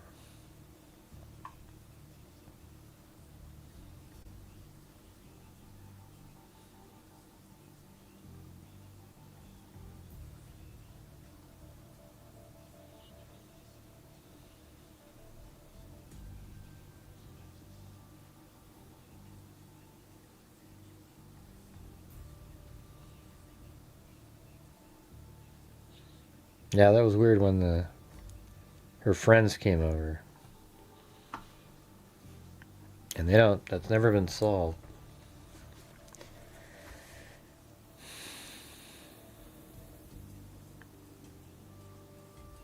No, they did not. It's an unsolved case.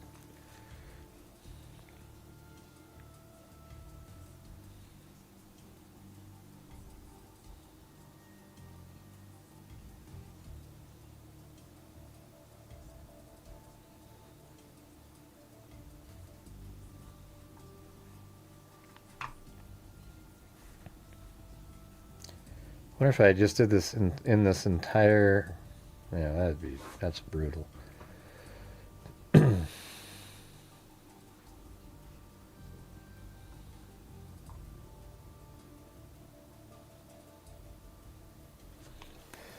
did not catch the killer. Well, let me just type it in like let's see. Newspapers.com. Malvina Krutz. Yeah, 19... Wow, it is back then, but I don't think... Maybe it's Melvita. And I don't know if that was it. Hold on. Did I spell it right?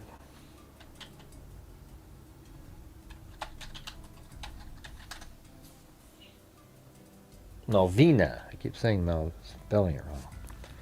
Malvina Krutz. All right, here we go. See, this is all 1958. I mean, it was like a three-parter every night for 3 hours plus going over this thing. It was crazy. And that's her right there.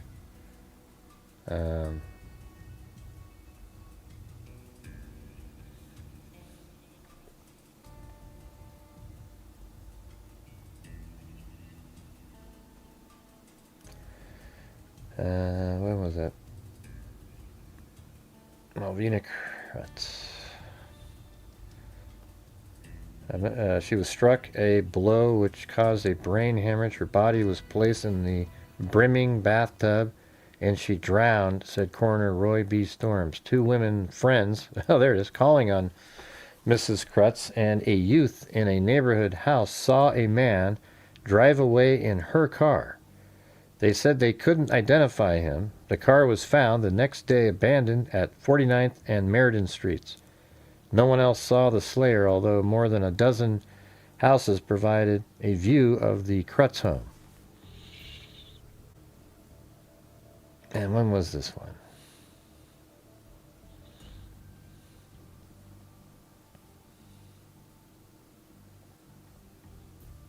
Many clues, fruitless, Melvin. Wow, so this day, 1979. I don't know if these are new. How about if I just go over this one? This was a 20-year later article. Want me to just read this one? It might be pretty interesting. How about we do it? Here we go. How about just this little article right here?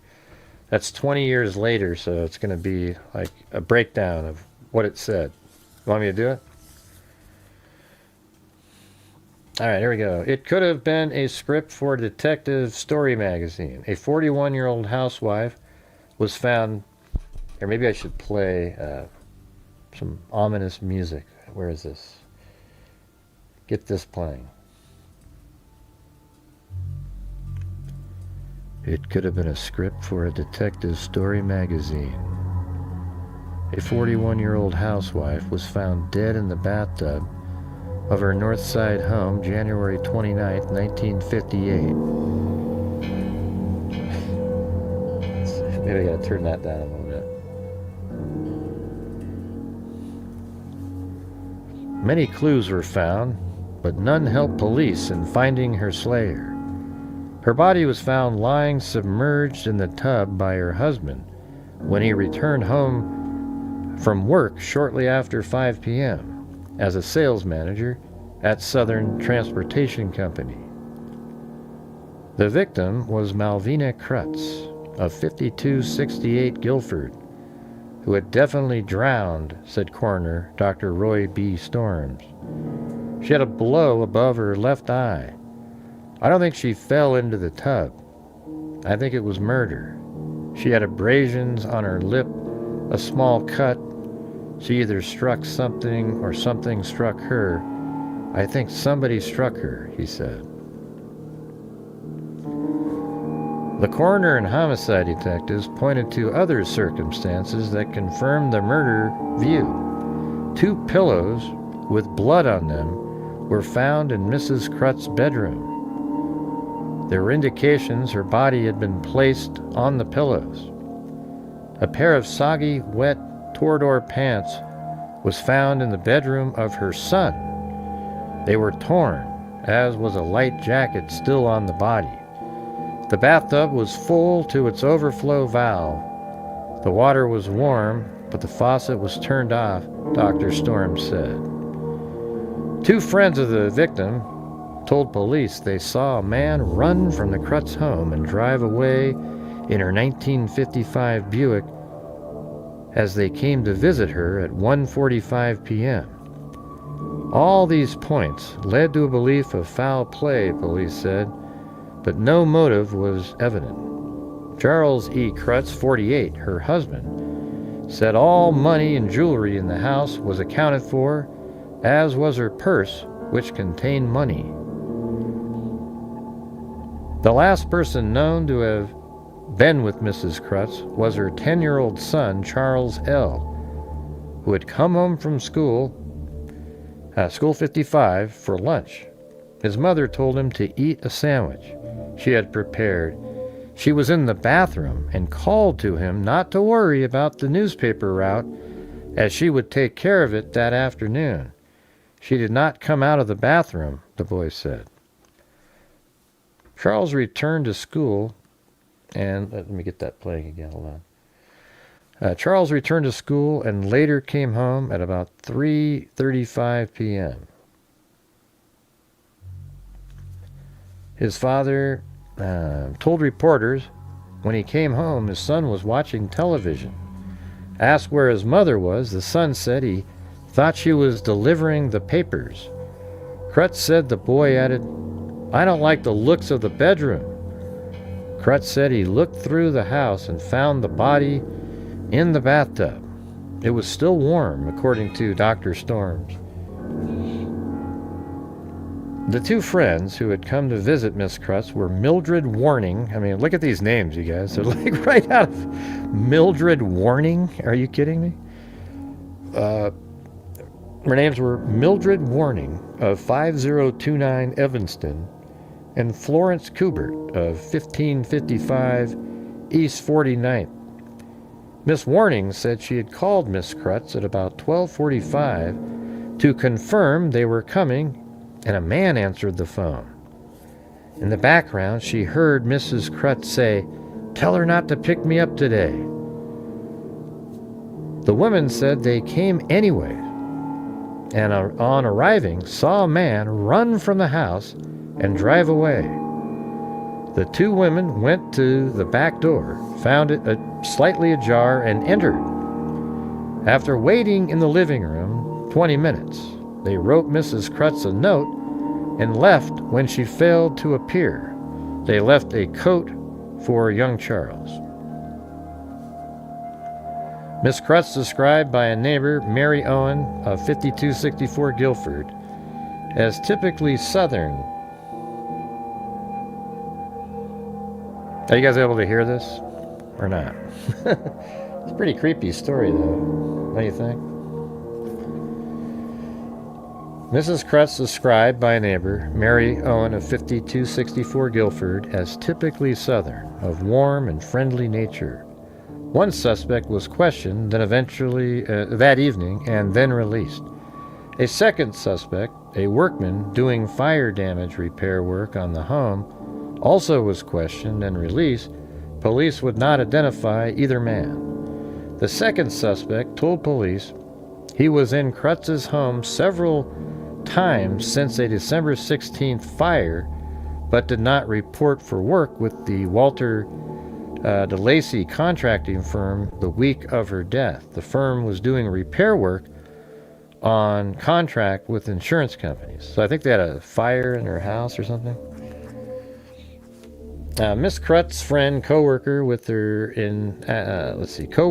with her in activities at Northwood Christian Church, and a day later retraced events which led them to Krutz's home.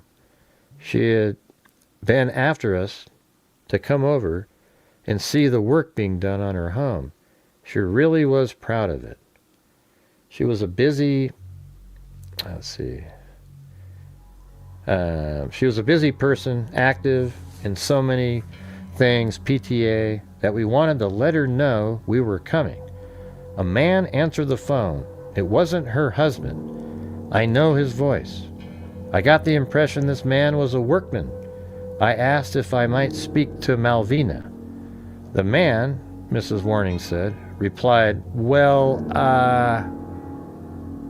Mrs. Warning said she asked him to give Miss Krutz a message that we were coming over to see the house. I heard Malvina say, "Tell Mrs. Warning that I have to take Buddy, her son, to school and will pick her up at 1:30. Miss Warning then repeated events of that day when she and Mrs. Kubert left after, failing to see Mrs. Krutz at her home. She described Miss Krutz as a forceful, friendly person, a woman who loved her home. Miss Krutz's car was found the day after the slaying in the 4900 block of Northern Meridian. The keys were missing. Later, Krutz was questioned for 3 hours, this is the husband, by detectives, and his son for about 10 minutes by homicide detectives Sergeant Earl Booth and Detective Stanley McDonald. We have come with absolutely nothing, Sergeant Booth and Detective McDonald reported. We have come up with. Even after they questioned Krutz at police headquarters, a mystery calls came from a man who said he knew something about the murder. Booth later said, he didn't tell us much. We already didn't know. So it's probably in the papers. And by the way, back then, the papers had everything. After extensive tests, Coroner Storm reported there was no indication Miss Krutz was sexually assaulted. 2 other suspects had been questioned, but none was held. Detective Sergeant Booth spent 75% of his time running down leads and tips and rechecking details in the case at least a year later to no avail. More than 20 years later, the Krutz case has remained an unsolved murder. Isn't that crazy? But that's one of the weird ones, you know. But this thing was way more than that. It had, does it even have the date? Yeah, so January 29th, 1958. Let's see. So if you go up here and you go, January 1958, and then that should be like, boom. Yeah, and then you go to the map, up the time, the dates up here, and then the 30th is the first time her name was ever in the paper. And then you start, you know, then there's like this reporting. These guys are nuts. They could just walk into the home with cigarettes and like talk about it. You know?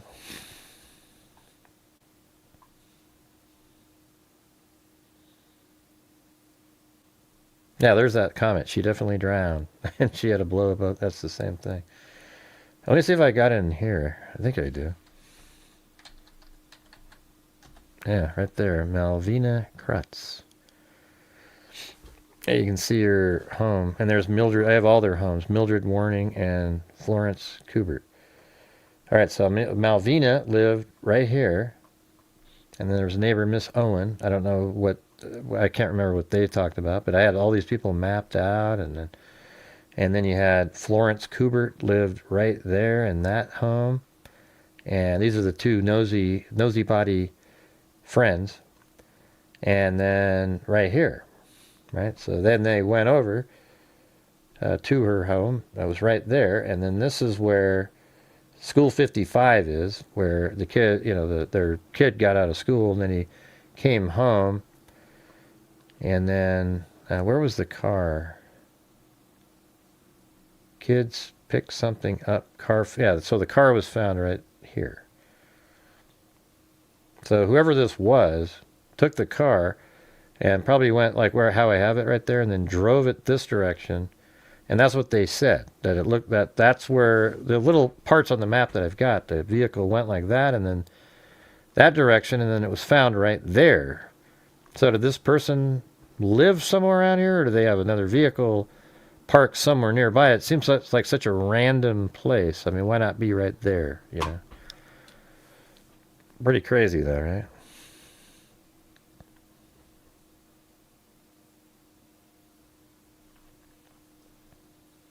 I didn't see it. Is it on the same page? Where? I don't see what you're talking about.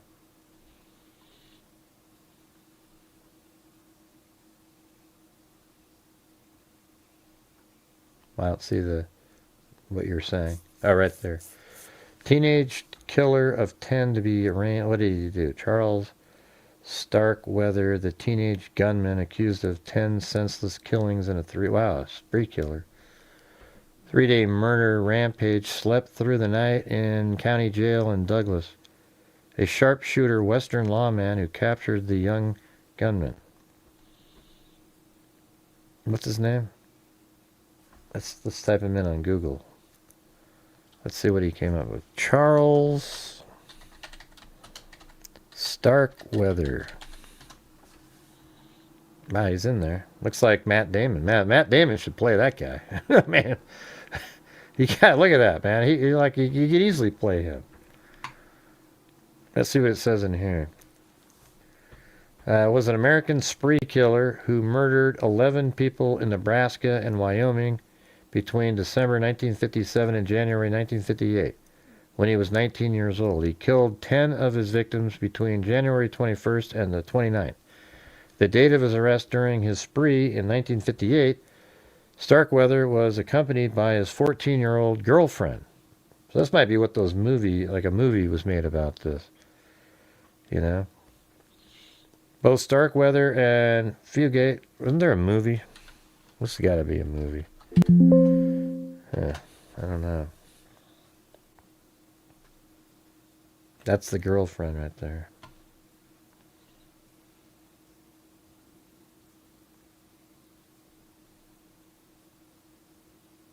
He got executed.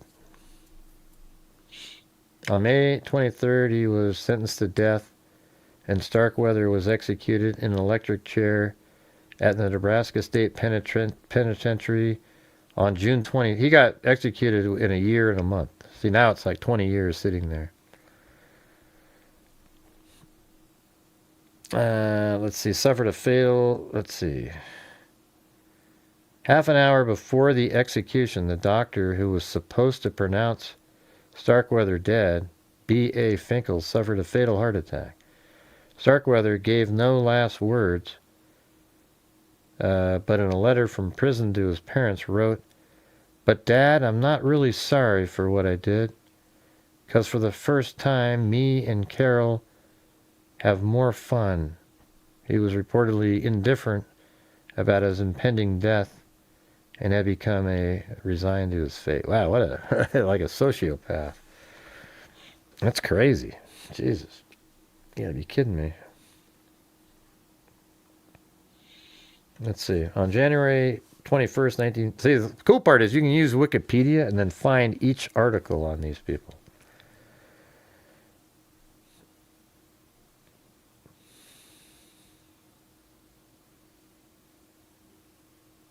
Let's see. Fugate's mother and stepfather Velda, and let's just see what happens if you put that in there. This is in, that's Wyoming. So what if you put that, get rid of that. Yeah. So that's Nebraska. This is 2008 article. Starkweather killed 11 people 50 years ago. Robert Culvert, Marion Bartlett, Velda Bartlett, Betty Jean. Yeah, and here's back in 1958. So, shot victim in the head. So, this is after he was arrested. He admitted, forced the attendant Robert Culvert, 21, into his car the night of the slaying and drove out to a desolate county road where he blasted the victim in the head with a shotgun and robbed him of about $80. Apparently the murder preyed on his mind, and he turned on Carol's family in a blind rage because they resented him going with their daughter. Last Saturday, he began his mass murder rampage by killing Carol's mother. So he killed his girlfriend's mother, Mrs. Velda M. Bartlett, 36, and her stepfather, Marion Bartlett, 57, with bullets in the head and bludgeoned. Well, I'm glad you pointed this one out. That's such a crazy story. Death, the Bartlett's daughter, Betty, 3. Wow. He bludgeoned to death Bartlett's daughter, Betty, 3 years old.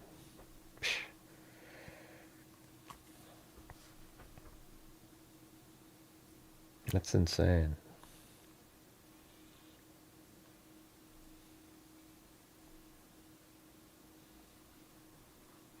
Is that them right there? He killed all these people.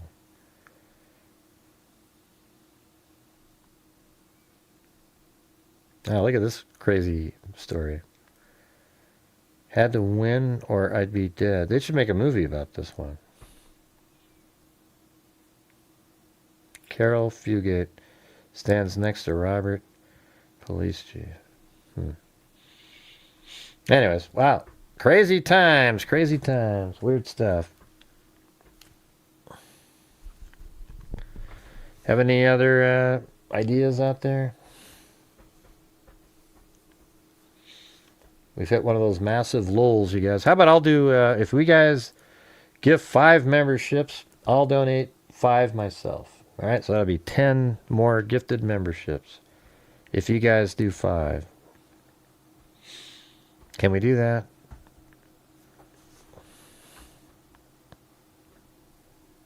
I think I've driven through Wyoming before. For sure. Don't you have to go through there on the way to Indiana, maybe?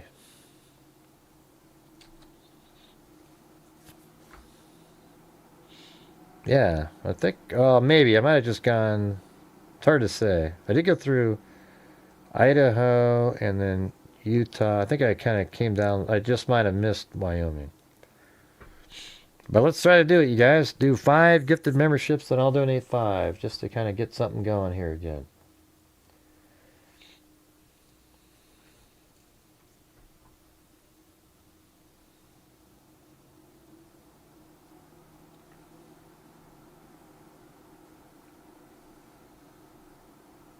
God, they guys keep putting in Di Mogan. It's Maddie Mogan.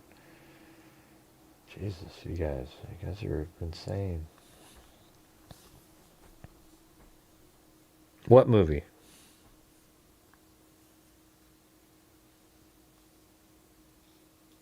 What movie? What are you talking about, Lisa?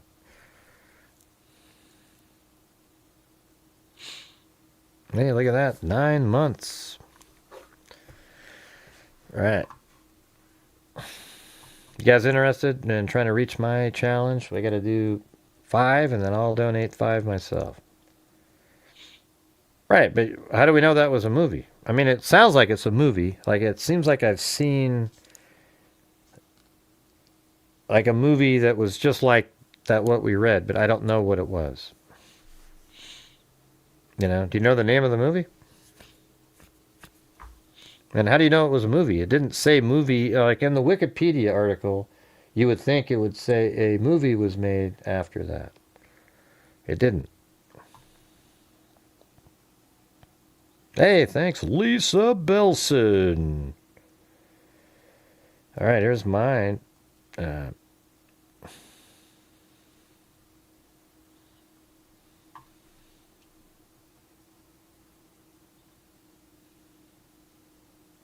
Okay, what was the name of the movie? How come you guys just keep saying stuff without saying what it was? Hey, it was made for a TV movie in 1980. Well, what? What's the name of the movie? We can look it up. I guess what we could do is... I forgot his name already. I don't have it anymore.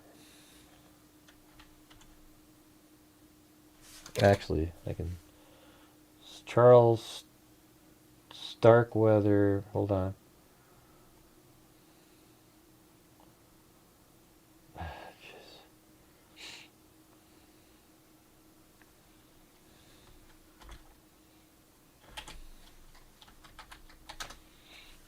Okay, Charles Starkweather and Carol Ann Fugate, 1958 Midwest murder spree has inspired several films and TV adaptations. The most notable and critically acclaimed project based on their crimes include, let's see, Murder in the Heartland, 1993, Badlands, 1973, Natural Born Killers. See, I think I've seen that one. 1994, directed by Oliver Stone. This film uses intense media-fueled nature of Starkweather case as a template for its main characters. And then California with a K. This serial killer road movie also drew heavy upon the cultural lore of Starkweather. So which one of those did you see? Oh, the 12th Victim, a documentary series from Showtime that re-examines the crime spree and specifically focuses in on the controversial role of Carol Ann Fugate, who can find it available on Paramount. It's called The 12th Victim. Paramount Plus. I'm going to have to go watch that one. Badlands, is that the one? Natural Born Killers. I mean, aren't there famous people in that one?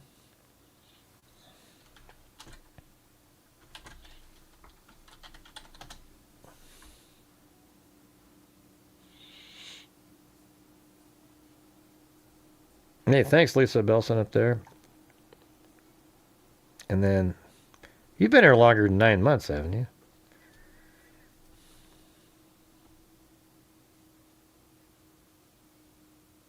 Wow, so Rodney Dangerfield was in that one? Tommy Lee, Robert Downey, Woody Harrelson?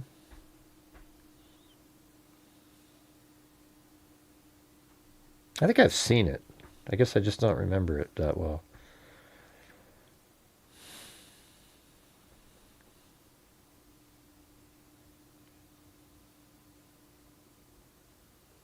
That had Sissy Spacek in there.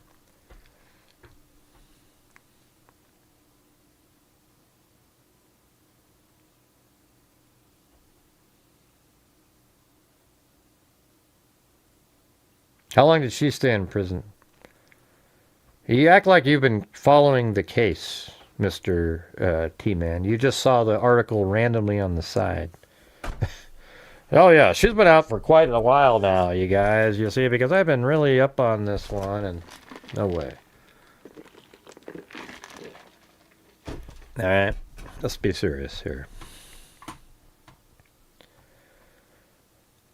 Badland was the name of the movie, y'all. There's about 50 of them. We just read them. They're right there. Starkweather, a biological crime, biographical crime film starring Brent Taylor and Charles. That one was more like probably a documentary-ish, you know.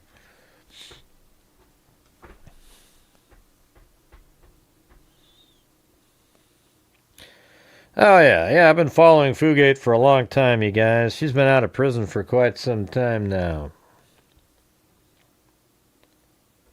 No, there is no connection, Technocrat. There's no connection at all.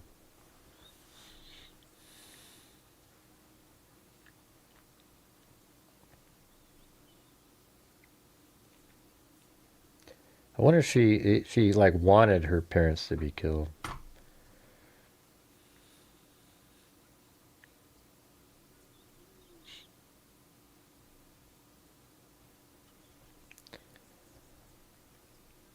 Right. You just saw the article and looked it up once we started going over it. Yeah, that makes sense. Excellent. Let's see. She didn't serve much time in prison. Welcome for what? I just told you it was, you know, hey, thanks, you know, it was interesting.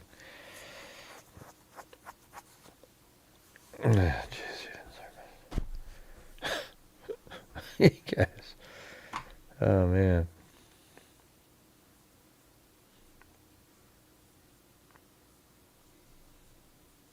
Where did Lisa Belson go? I wanted to say, I thought you were here for way more than 9 months. I thought it's been, like, I've seen you around for a long time, seems like.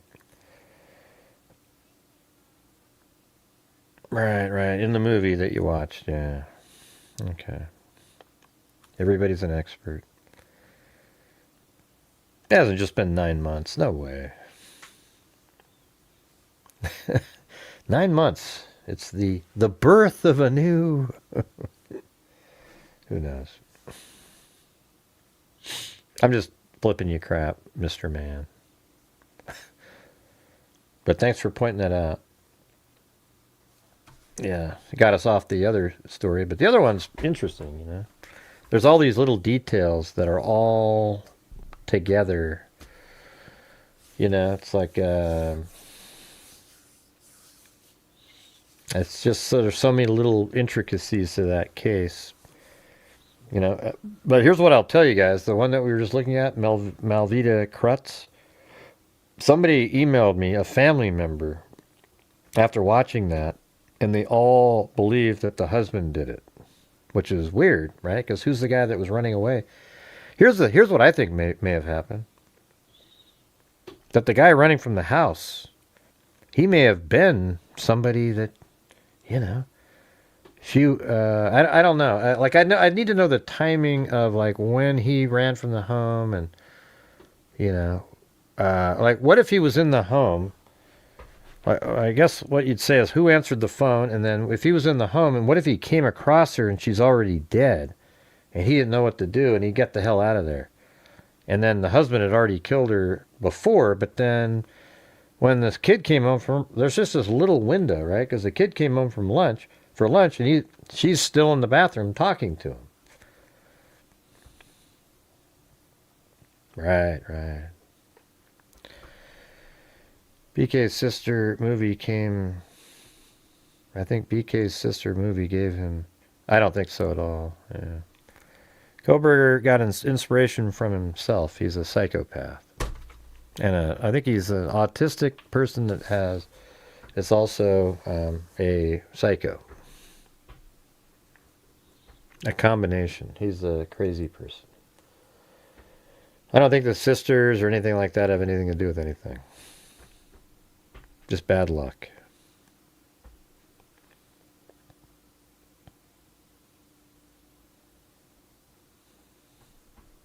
And what does it have to do with anything that we're talking about? It's like people just get obsessed. Like, think of something else. There's other cases in the world, It's really weird. I know.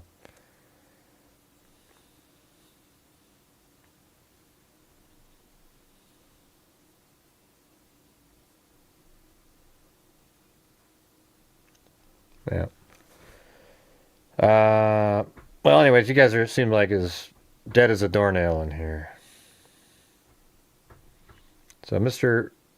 T-Man saw Badlands, and then you saw one of the other ones, and then which one do you think would be the best one to watch just to get how it really went?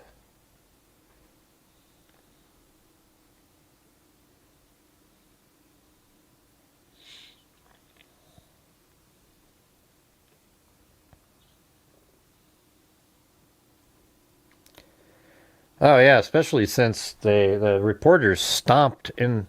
It was amazing though, is they used that other techniques that they used to use that police don't use as much now that solve cases. Really, that gumshoe, whatever the hell they want to refer to it, while doing this crazy stuff. But it also made it hard because reporters were just allowed to run in there and smoke cigarettes and walk room to room and grab stuff. I mean, it was the dumbest thing I've ever seen. I mean, you actually get that in the Krutz case, Let me just do it again. Malvina. What was it? January? I don't even remember now. 19. Yeah, it was like the 30th. Maybe we can get that map in here somewhere.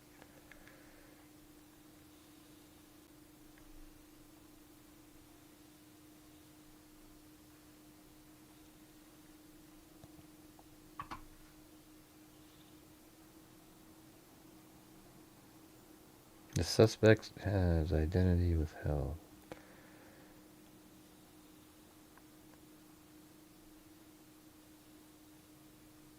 I mean, it was like every day in the paper for a long time. Look at that. Ding, ding, ding, ding. Ding, ding, ding, ding.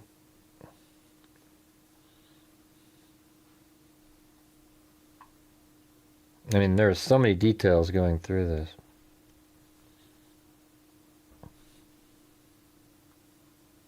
Yeah, look at they even have that part, the 48 rules question for 3 hours and the sun 10 minutes. That's what we just read in that breakdown.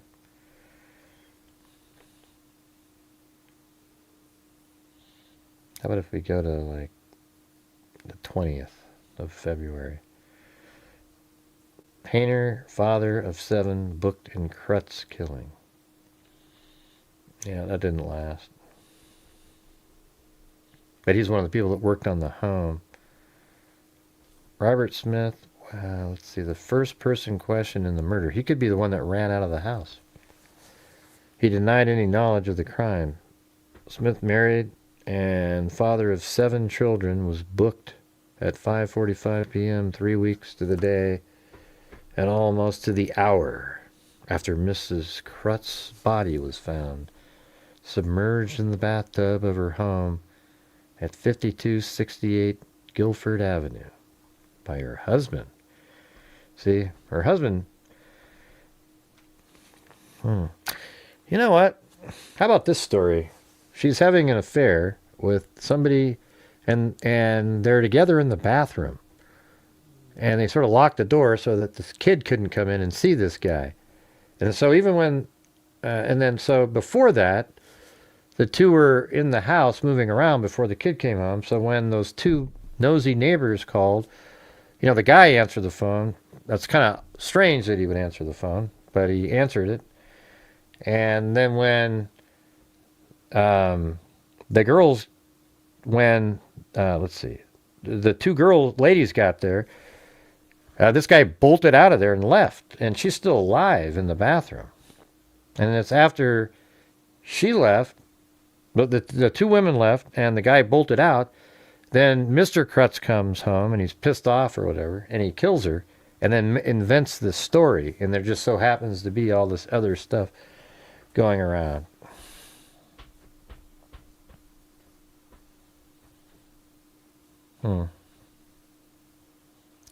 They are prepared to testify they saw Smith in the company of Miss Crutz away from her home 8 days before the murder. Okay.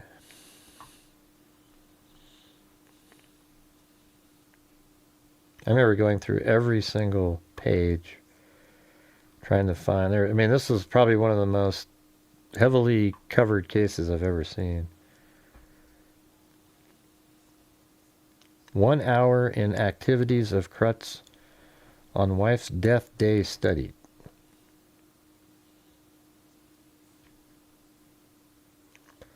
All right, let's see what it says. Investigators still were considered the possibility that the death of Mrs. Malvita Crutz, 41, was accidental. Crutz was questioned more than 3 hours, this is the husband, hours Saturday in an attempt to account for his movements on Wednesday, before the mystery death was discovered in the home. Also questioned was his son, Charles, for 10 minutes. It was more than an hour between the time Crutz left his office until he arrived at a rooming house in the 2700 block of East Michigan Street to visit a friend.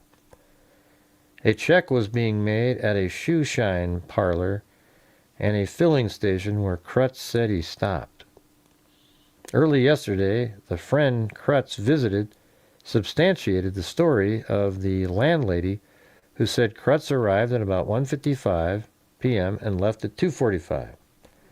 Police said the friend was cleared of any implication of Mrs. Crutz's death. Meanwhile, the possibility that the death was accidental has not been ruled out. A friend verified that Miss Crutz suffered a dislocated disc in her back, which at times rendered her helpless. I don't know. It's it was cool. They actually had a map somewhere. I don't know where it is now, but let me see if I can just randomly find the folder in my archives.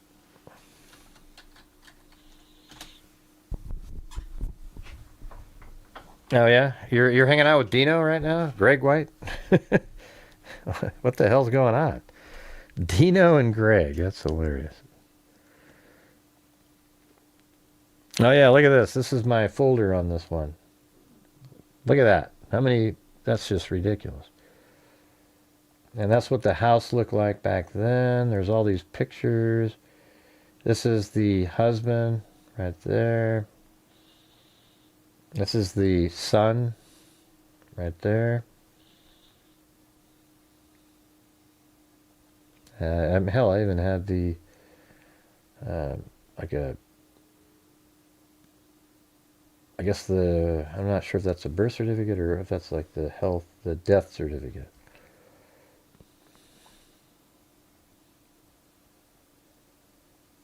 I'm just trying to see if I can find the diagram. What is that? Wow. All right, hey, let me just read these are the facts that we put together. Who killed Malvina Krutz? December 13th, 1957, they had a fire at their home. January 13th, 1958, Malvina filed for divorce. Oh, there you go. The 13th. January 17th, both failed to appear for a restraining order hearing. January 29th, 1958. I don't know what that one was. I didn't have a note there. January 30th, 1958, court mandated appearance for divorce. And then it says 8 a.m. Charles L. Krutz left home for school. Okay, that must be the kid, I guess. And then at 12, the son went home for lunch from school, 55. And then he noticed the bedroom was ransacked, showing signs of a struggle, but wasn't suspicious. Malvina was in the bathroom at the time.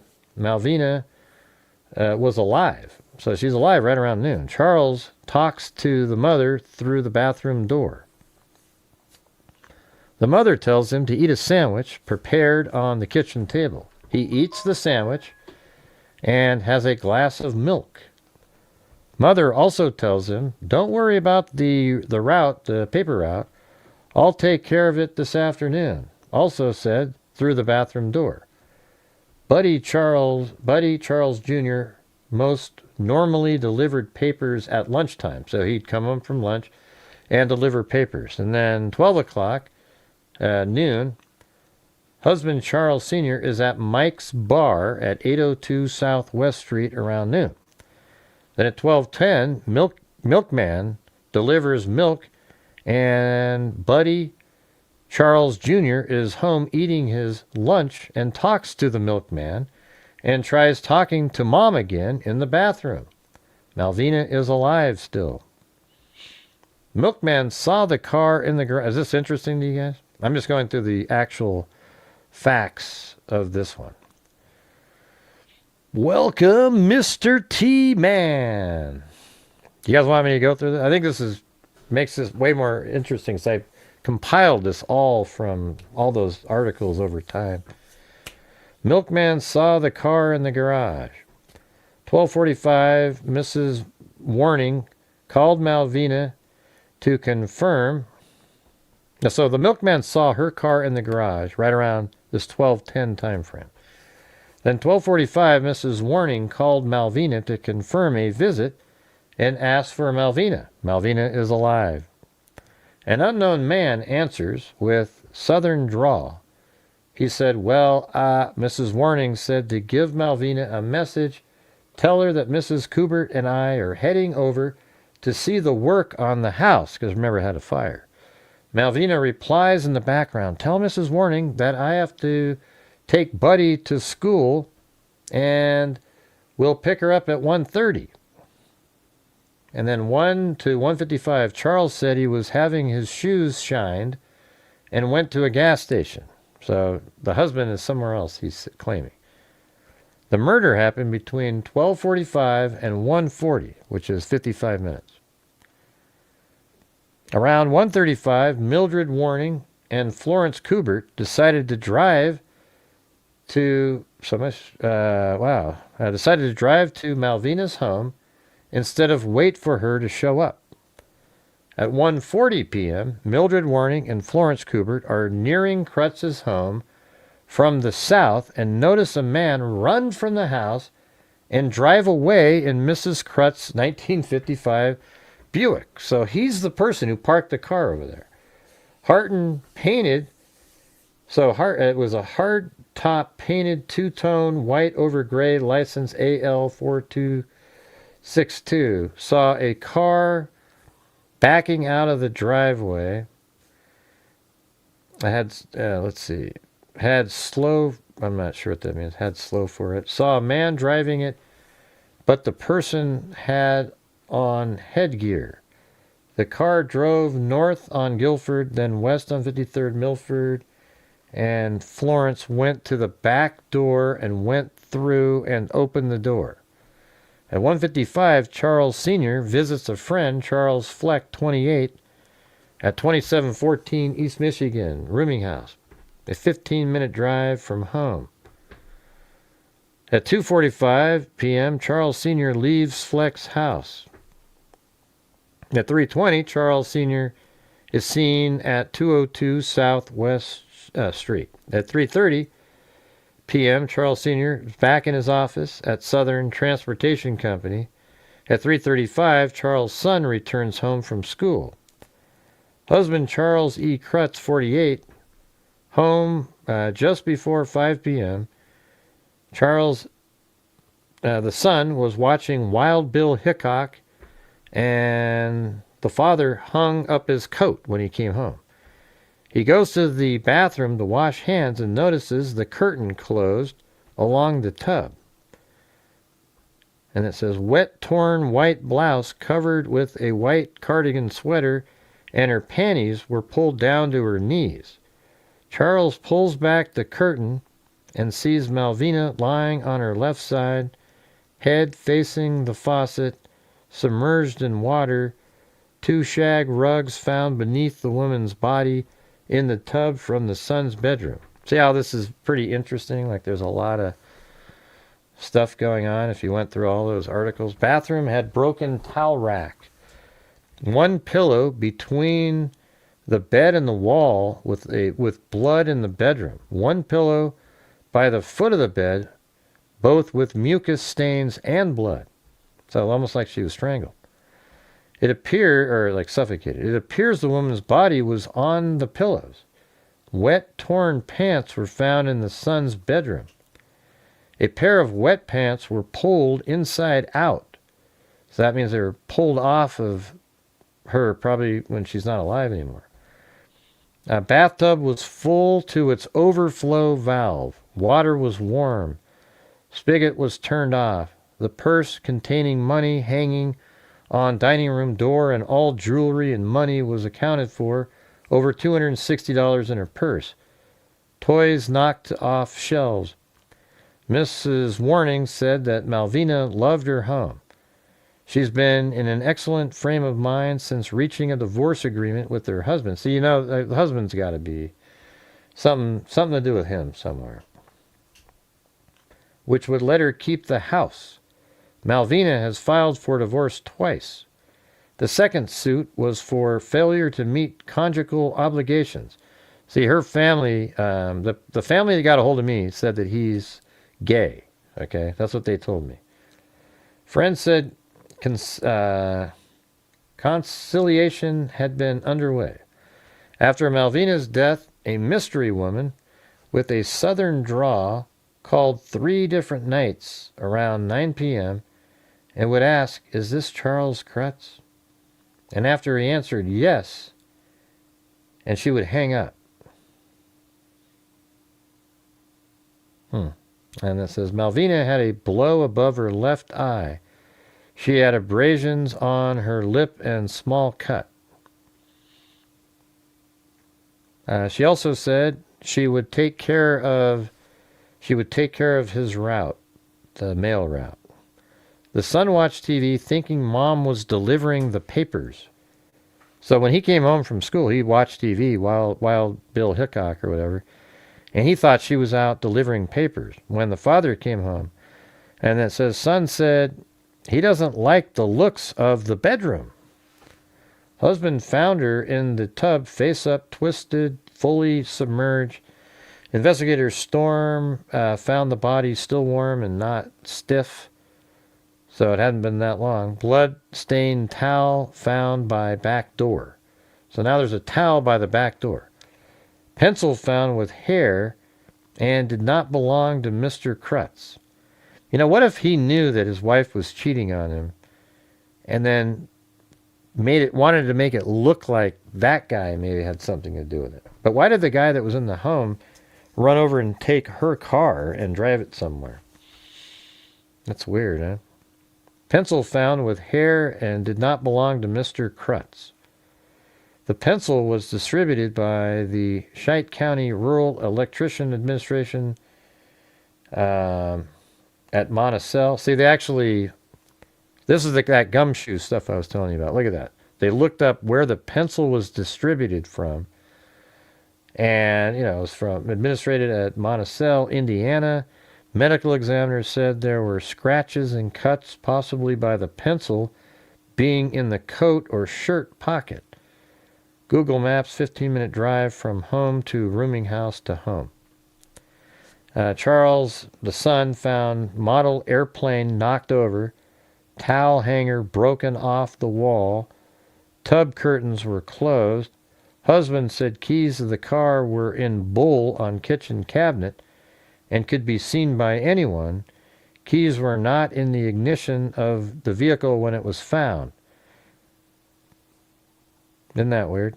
It's almost like, the husband, you're driving your own vehicle, you're probably going to take the keys and do something with them. Just out of instinct. Put them in your own pocket and, oh shit, I got to get rid of these.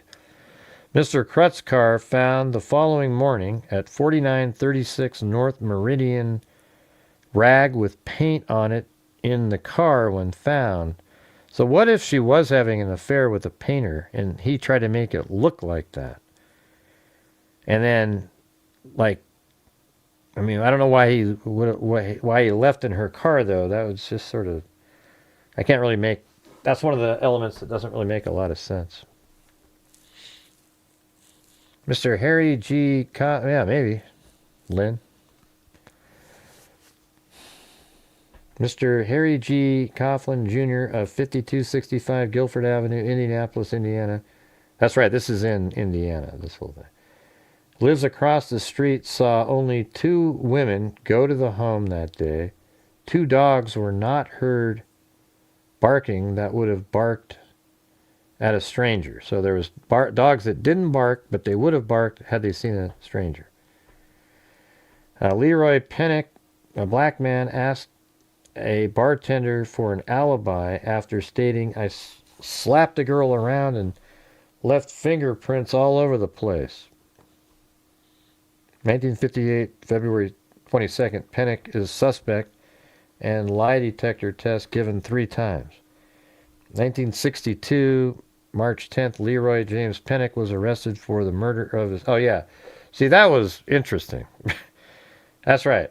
So look at this. This guy named Leroy Pennick, he was a suspect, and that he told somebody in a bar that he slapped a girl around and left her fingerprints all over the place. And then Pennick is a suspect and lie detector test given 3 times. But then look at this. 4 years later, Leroy Pennick, that same guy, was arrested for the murder of his common law wife. So see how that opens the door to this. Well, really? So a guy that was a suspect and he later kills his wife. So you could see him that this guy has the ability to kill. You see what I'm saying, you guys? These old stories, they're really interesting. I mean, this is freaking 60 years ago. I mean, it's still no matter how you slice it and dice it, it's still interesting. But people just don't seem interested. So this was back in January of 2021 is when I covered this. So that is 5 years ago. And 5 years, almost 5.5. What's this one?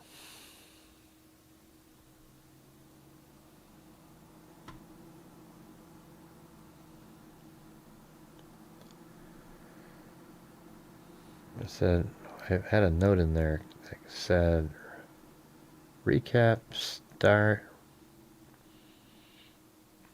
3. I don't know. What year is this?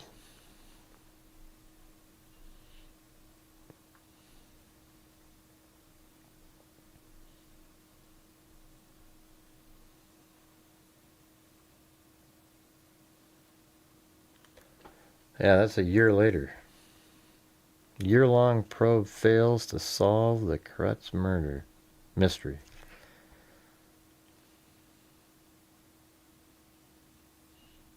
Yeah. What's that part down here? Yeah, Mrs. Warning told police she called Mrs. Crutz at 12:45 p.m. A man answered the phone, and it wasn't her husband. She surmised. Why would any person that didn't live there answer that, especially if there's nefarious, you know, if it's a guy that's cheating on, I don't know, it just seems strange. A man answered the phone, and it wasn't her husband, Mrs. Warning said. She surmised it was one of the workmen who had been repairing damage in the Krutz's kitchen from a recent fire. That would make sense. Mrs. Warning told the man to tell Malvina that the two women would be at her home at 1:30. The voice was polite and courteous. Was Malvina dead then? Was this the voice of the killer? Police still are probing these questions. The women were 10 minutes late for their appointment. They saw Mrs. Krutz's car with a man believed to be a black. That might be that guy. Believed to be a black person driving away in the house. Of course, unfortunately, they used that stupid old word they used to use. The women thought he was one of the workmen, possibly going to get some. God, is that the guy that they questioned 3 times? But later they said they couldn't identify him. The women waited in the house for Mrs. Krutz for 20 minutes, wrote a note, and then left, not knowing their friend. This is like the most interesting part, I think.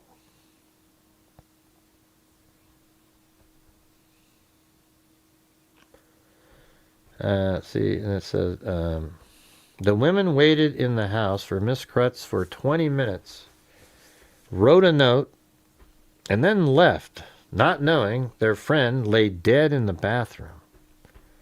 Detectives wonder if the man was the killer. Why did he stay so late when he knew the women were coming? He might have been, and they were even 10 minutes late. So that's weird that he would stay after the point where he thought they were coming. And then they see him running out and getting into the car. Why did he take a chance being seen in Mrs. Krutz's car? Why didn't the two women become suspicious under these circumstances? At 3:35 p.m., and isn't this weird? This is just how we think today, and this is from 1959, this article here. At 3:35 p.m., the 10-year-old son came home. He noticed the bedroom was ransacked, showing signs of a struggle, but he wasn't suspicious. He turned on the television set in the living room, and stayed there until his father returned at 5 p.m. The older Krutz said, "Where's your mother?" "She's delivering my papers," came the answer. The father opened the bathroom door, found his wife beaten and drowned, and called police. The water still warm when police arrived. A pair of women's soggy Torador pants were found in the bathroom. Torn. I mean, you don't tear your pants like that when you fall. It just doesn't. As was a light jacket she was wearing. Detective Sergeant Earl C. Booth and his partner Sergeant Stanley McDonald were assigned to the case. Did the killer park in there immediately after the slaying? Let's see. Pregnant immediately was dispatched for the car. It was found 11 blocks away the next morning. Did the killer park it there immediately after the slaying? If so, why didn't the police find the car without delay? If the slayer kept the car until early morning, why wasn't he spotted by the dragnet still operating in the Krutz area? I think he parked it there right away, and they just missed it. These questions, too, are unanswered. A few hours after the slaying, Booth and McDonald brought Robert Smith, a 37-year-old painter and father of 7, in for questioning. He had been a workman on the Crutz home. Smith professed innocence and joked with reporters he was kept less than an hour and released. A month later, in a surprise police move, cloaked in secrecy, I guess that's what it said, the house painter was arrested on preliminary charge of murder, held without bond. The detectives hinted they had their slayer. Observers were shocked. The next morning, when police released Smith, saying only that a lie detector test proved his innocence, Captain Michael J. Smiley, then chief of homicide, threw the first shocker to the case when, after only a few days of probing, he announced the investigation would be discontinued for 2 days while Booth and McDonald testify at a trial at Franklin. The public demanded action and wondered why Franklin trial couldn't be postponed. Well, I mean, there's other cases, right? Smiley then placed 2 ace detective sergeants, although not homicide men, and inexperienced in that field, Robert T. Morrison and John E. Rudd, in the unfortunate position of being fill-ins for Booth and McDonald. When Booth and McDonald returned, the investigation picked up. Both began burning the midnight oil, as it were. It was discovered a 16-year-old boy also saw a man drive away in the Crutz car. The boy, like the women, couldn't identify him, but said the man was black. Court files showed that Mrs. Crutz had filed for divorce. Her attorney was questioned. The husband was given a lie detector test, as was his friend and alibi, Charles Fleck. Maybe that's his, gay lover. Who the hell knows, right? 2714 East Michigan Street. The test showed that neither had knowledge of the slang. Chief of Police Frank A. Mueller moved swiftly. He decided to put 2 black police officers on the case. Captain Anthony Watkins was given the job, and he chose his former partner, Sergeant Oscar B. Donahue, to aid him. If it was a black man, if it was a black person, the pair would find him, police officials felt. They checked taxi cabs, but drivers and neighbors asked them if a strange black man was seen in the area. They even had police stoolies checking bootleg cab drivers. The pair also was eliminating those men who had been working on the Crutz home as suspects. After only 2 days on the case, they were taken off with little explanation. Let's see, February 19th, Booth and McDonald held Leroy Pennick, 40, of 769 Indiana Avenue, on a preliminary charge of murder. Do we have that in there? In the Pennick? There it is, right there. Let's see where he lived compared to the everything else. So he lived right there. And yeah, so it's over there. Does that make sense that he would drive that way? That's interesting, isn't it? So it's like drives up there and he lives over here, so it kind of works, like you drive down that main road and then boom, you're just about home. I mean, however you got home, I don't know, but if he lived over here and he drove like that, it would be less, it would make less sense. But he lives right over here, and so then that does make sense, driving up here and being over there, and sort of you're heading, you even turned left heading in the direction he lives. So all of that makes sense.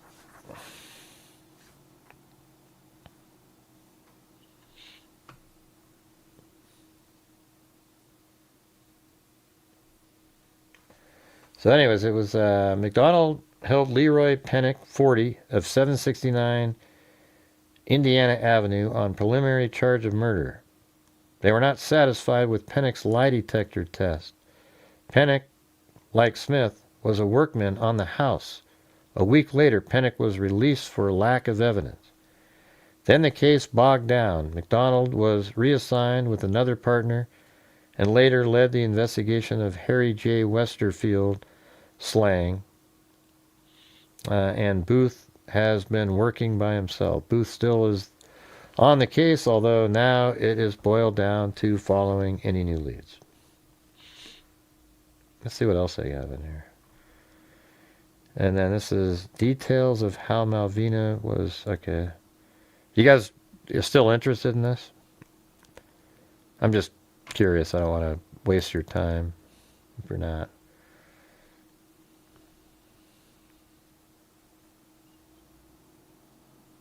Witnesses saw keys tossed. Who?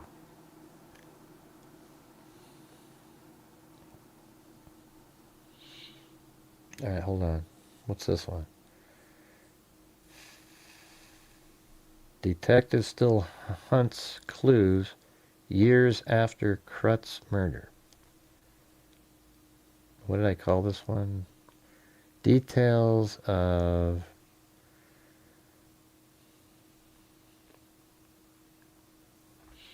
how Malvina was found. I guess there's more detail in this one. This one's from a year later also.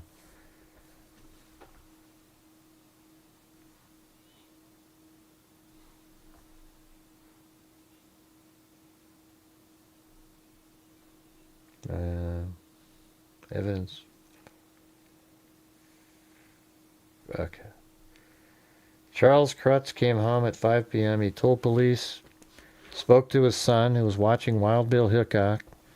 Then he went to the bathroom to wash his hands. The shower curtain, usually left open, was pulled alongside the tub. So, like, she was hidden in there. Crutz said he pulled the curtain open, and there was his wife, Malvina, partly disrobed, lying on her right side, submerged in water. She was dead. The day was a year ago today. Who killed Malvina Crutz, 41, described by her neighbors as a fine, friendly woman. A year of police work has failed to supply any answers. I'd give anything to solve that case, Detective Sergeant Earl Booth said the other day. Now let me look at something. I think I have the hair from... It says hair from the black man was found in there. Mom killed, car accident. What's that one? Mom killed, car accident 2. Don't know what that is. Mom killed, car accident. What is this one? These are all related somehow.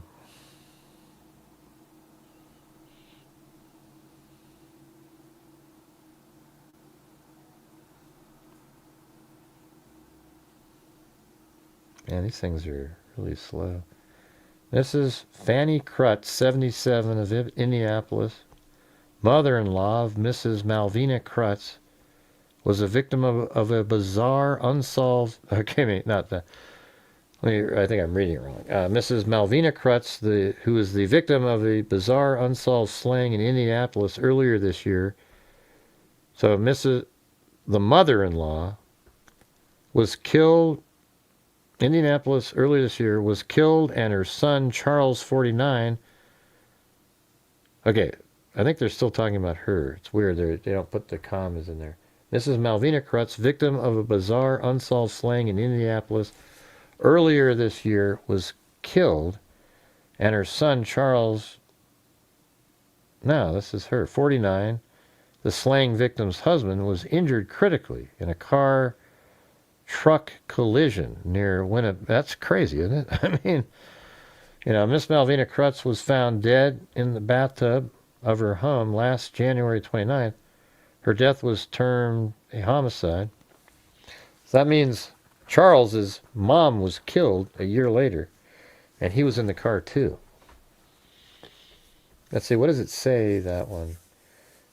In Friday night's accident, truck driver Thomas C. Walters, 35, Knox, told authorities the Crutz car turned off US 35 south of Winnemac and then swerved back into the highway into the truck's path. I mean, was that intentional? I was wondering about that, I think, at the time. Was that an intentional thing there? His 10-year-old son, Buddy, was injured seriously. Man, what the hell? I mean, what are the odds of that? That's crazy.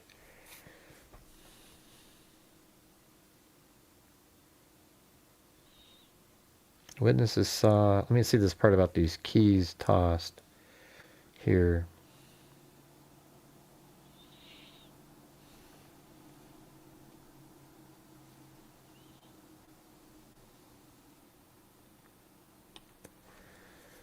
Lost tip in Crutz slang found. A long lost tip has been found. This is from 1960, almost 3 years later, because it's December. A long lost tip has been found in police files on the unsolved murder of Mrs. Malvina Crutz, kindling new hope of solving the 1958 bathtub slang. Detective Sergeant Stanley P. McDonald, one of 2 investigators assigned to the case, originally said he believes the tip never had been checked. He appealed for help in finding the informant, identified only by the number 5000 on a letter to the Indianapolis Star. The letter, which had been misplaced, evidently was written more than 2.5 years ago in response to an offer by the Star to pay $5,000 for a tip. Man, that is such a huge number. I mean, 5,000 in 1959, 58 is like 100 and, I mean, I don't even know what the number is. Let's see. 5,000 in 1958 today is how much? Yeah, it's, let's see. I guess it's $57,000. I thought it'd be more than that, but yeah. But anyways, that's a lot of money. Okay. $5,000 reward for a tip leading to the arrest and conviction of the Crutz killer. Many tips were received before the May 1958 deadline by the bizarre murder of the 41-year-old Indianapolis housewife was not solved. She was found beaten and drowned in the bathtub in her home at 5268 Guilford Avenue on January 29, 1958. Her 1955 Buick was located about 11 blocks away, where it had eventually been abandoned by the killer. The ignition keys were missing. The discovered tip refers both to a car and keys, and more specific information from the unknown witness could shed new light on the baffling case, the detectives declared. Her car was found in front of 4936 North Meridian. So that is going to be... so I think I must have put this right where that would be. Let's see.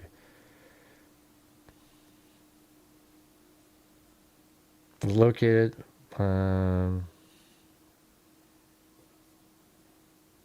4936 North Meridian. 4936 North... I think it's going to be right there. Yeah. So it's a huge house there now. I'm sure it was there back then. It looks like one of those old, you know, kind of estates. Her car was just right there on the road. Isn't that kind of just weird, just looking at that? So that's the house back there, but her car was on the road. I don't know where you can park there, though. That doesn't look like a... Can you just park on the street? Or it was, yeah, it was 1950 something. It probably looked totally different.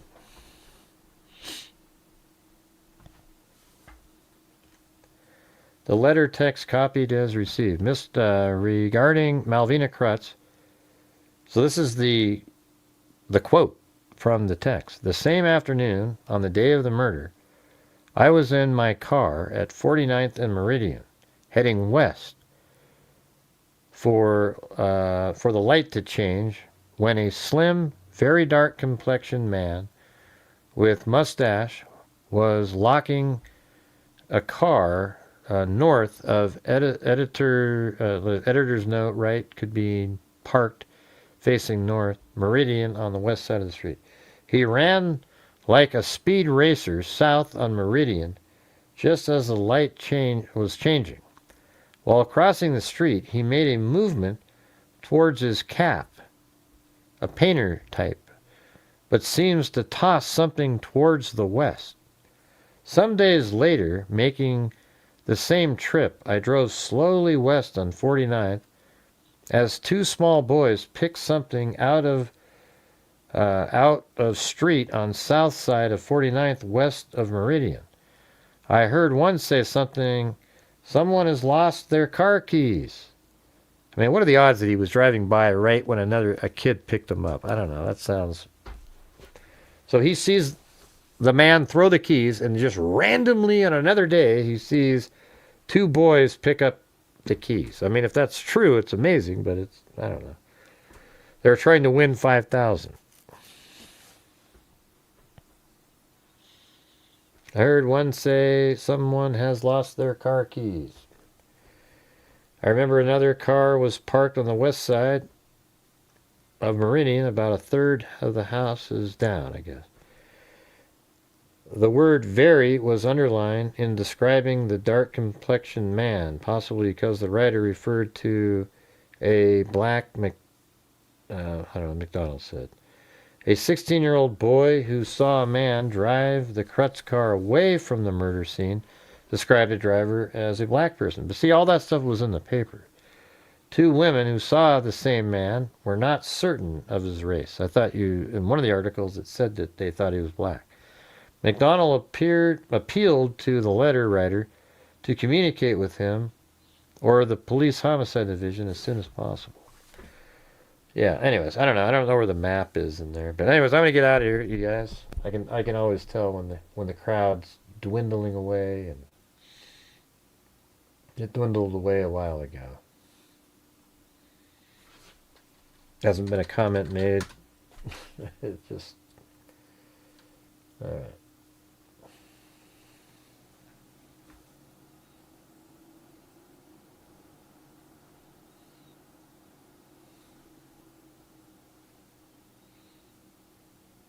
Oh, we still had 106 people, though. That's pretty good. All right. So thank you to KMTX, or KME, and then KME again, and then Alley Cake, then Alley Cake again, and then Timothy Cecil, then Alley Cake again, then Wisconsin Cat Mom, gifted a membership, then Jim Lawn, and then we had Anna the Paleontologist, do a cat eye donation, then Jim Lawn, then Wild Bill Wassman gifted a membership, then Jim Lawn again, then Lynn GMB, then Lisa Belson gifted 10 and then 10, so she gifted 20, and then we had Erica, the lady that slams me elsewhere, gift $100, so thank you for that. Then we have Lisa Belson, has been here 9 months. And then Lisa Belson matched my challenge, gifted 5. Then I gifted 5. And then we had a new member to Mr. T-Man. Yeah, isn't that crazy? It's like these cases like this are so much more interesting than like 90% of any new cases that come around. The detail that were in the articles and the information that was given out by police back then is just dramatically different. I mean, like, everybody has an address. Everybody has it's all in the articles. You know what I'm saying? Anyways, thank you all, everybody who helped support the channel tonight. Appreciate it. It seems like we just sort of miraculously reach goals sometimes. But on the nights when the miracle doesn't happen, wow, it's pretty bad. So anyways, you guys, thank you so much. Really appreciate it. And we'll see you guys tomorrow. Also, I think Sandy Shirley sent in a PayPal earlier, so that was cool.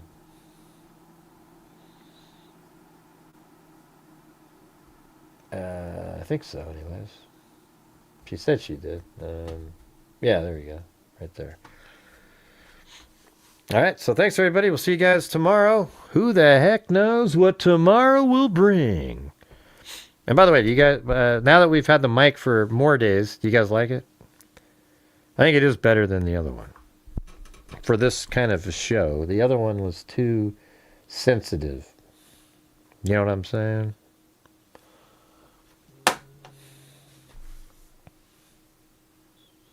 Anyways, thanks, everybody. See you guys later.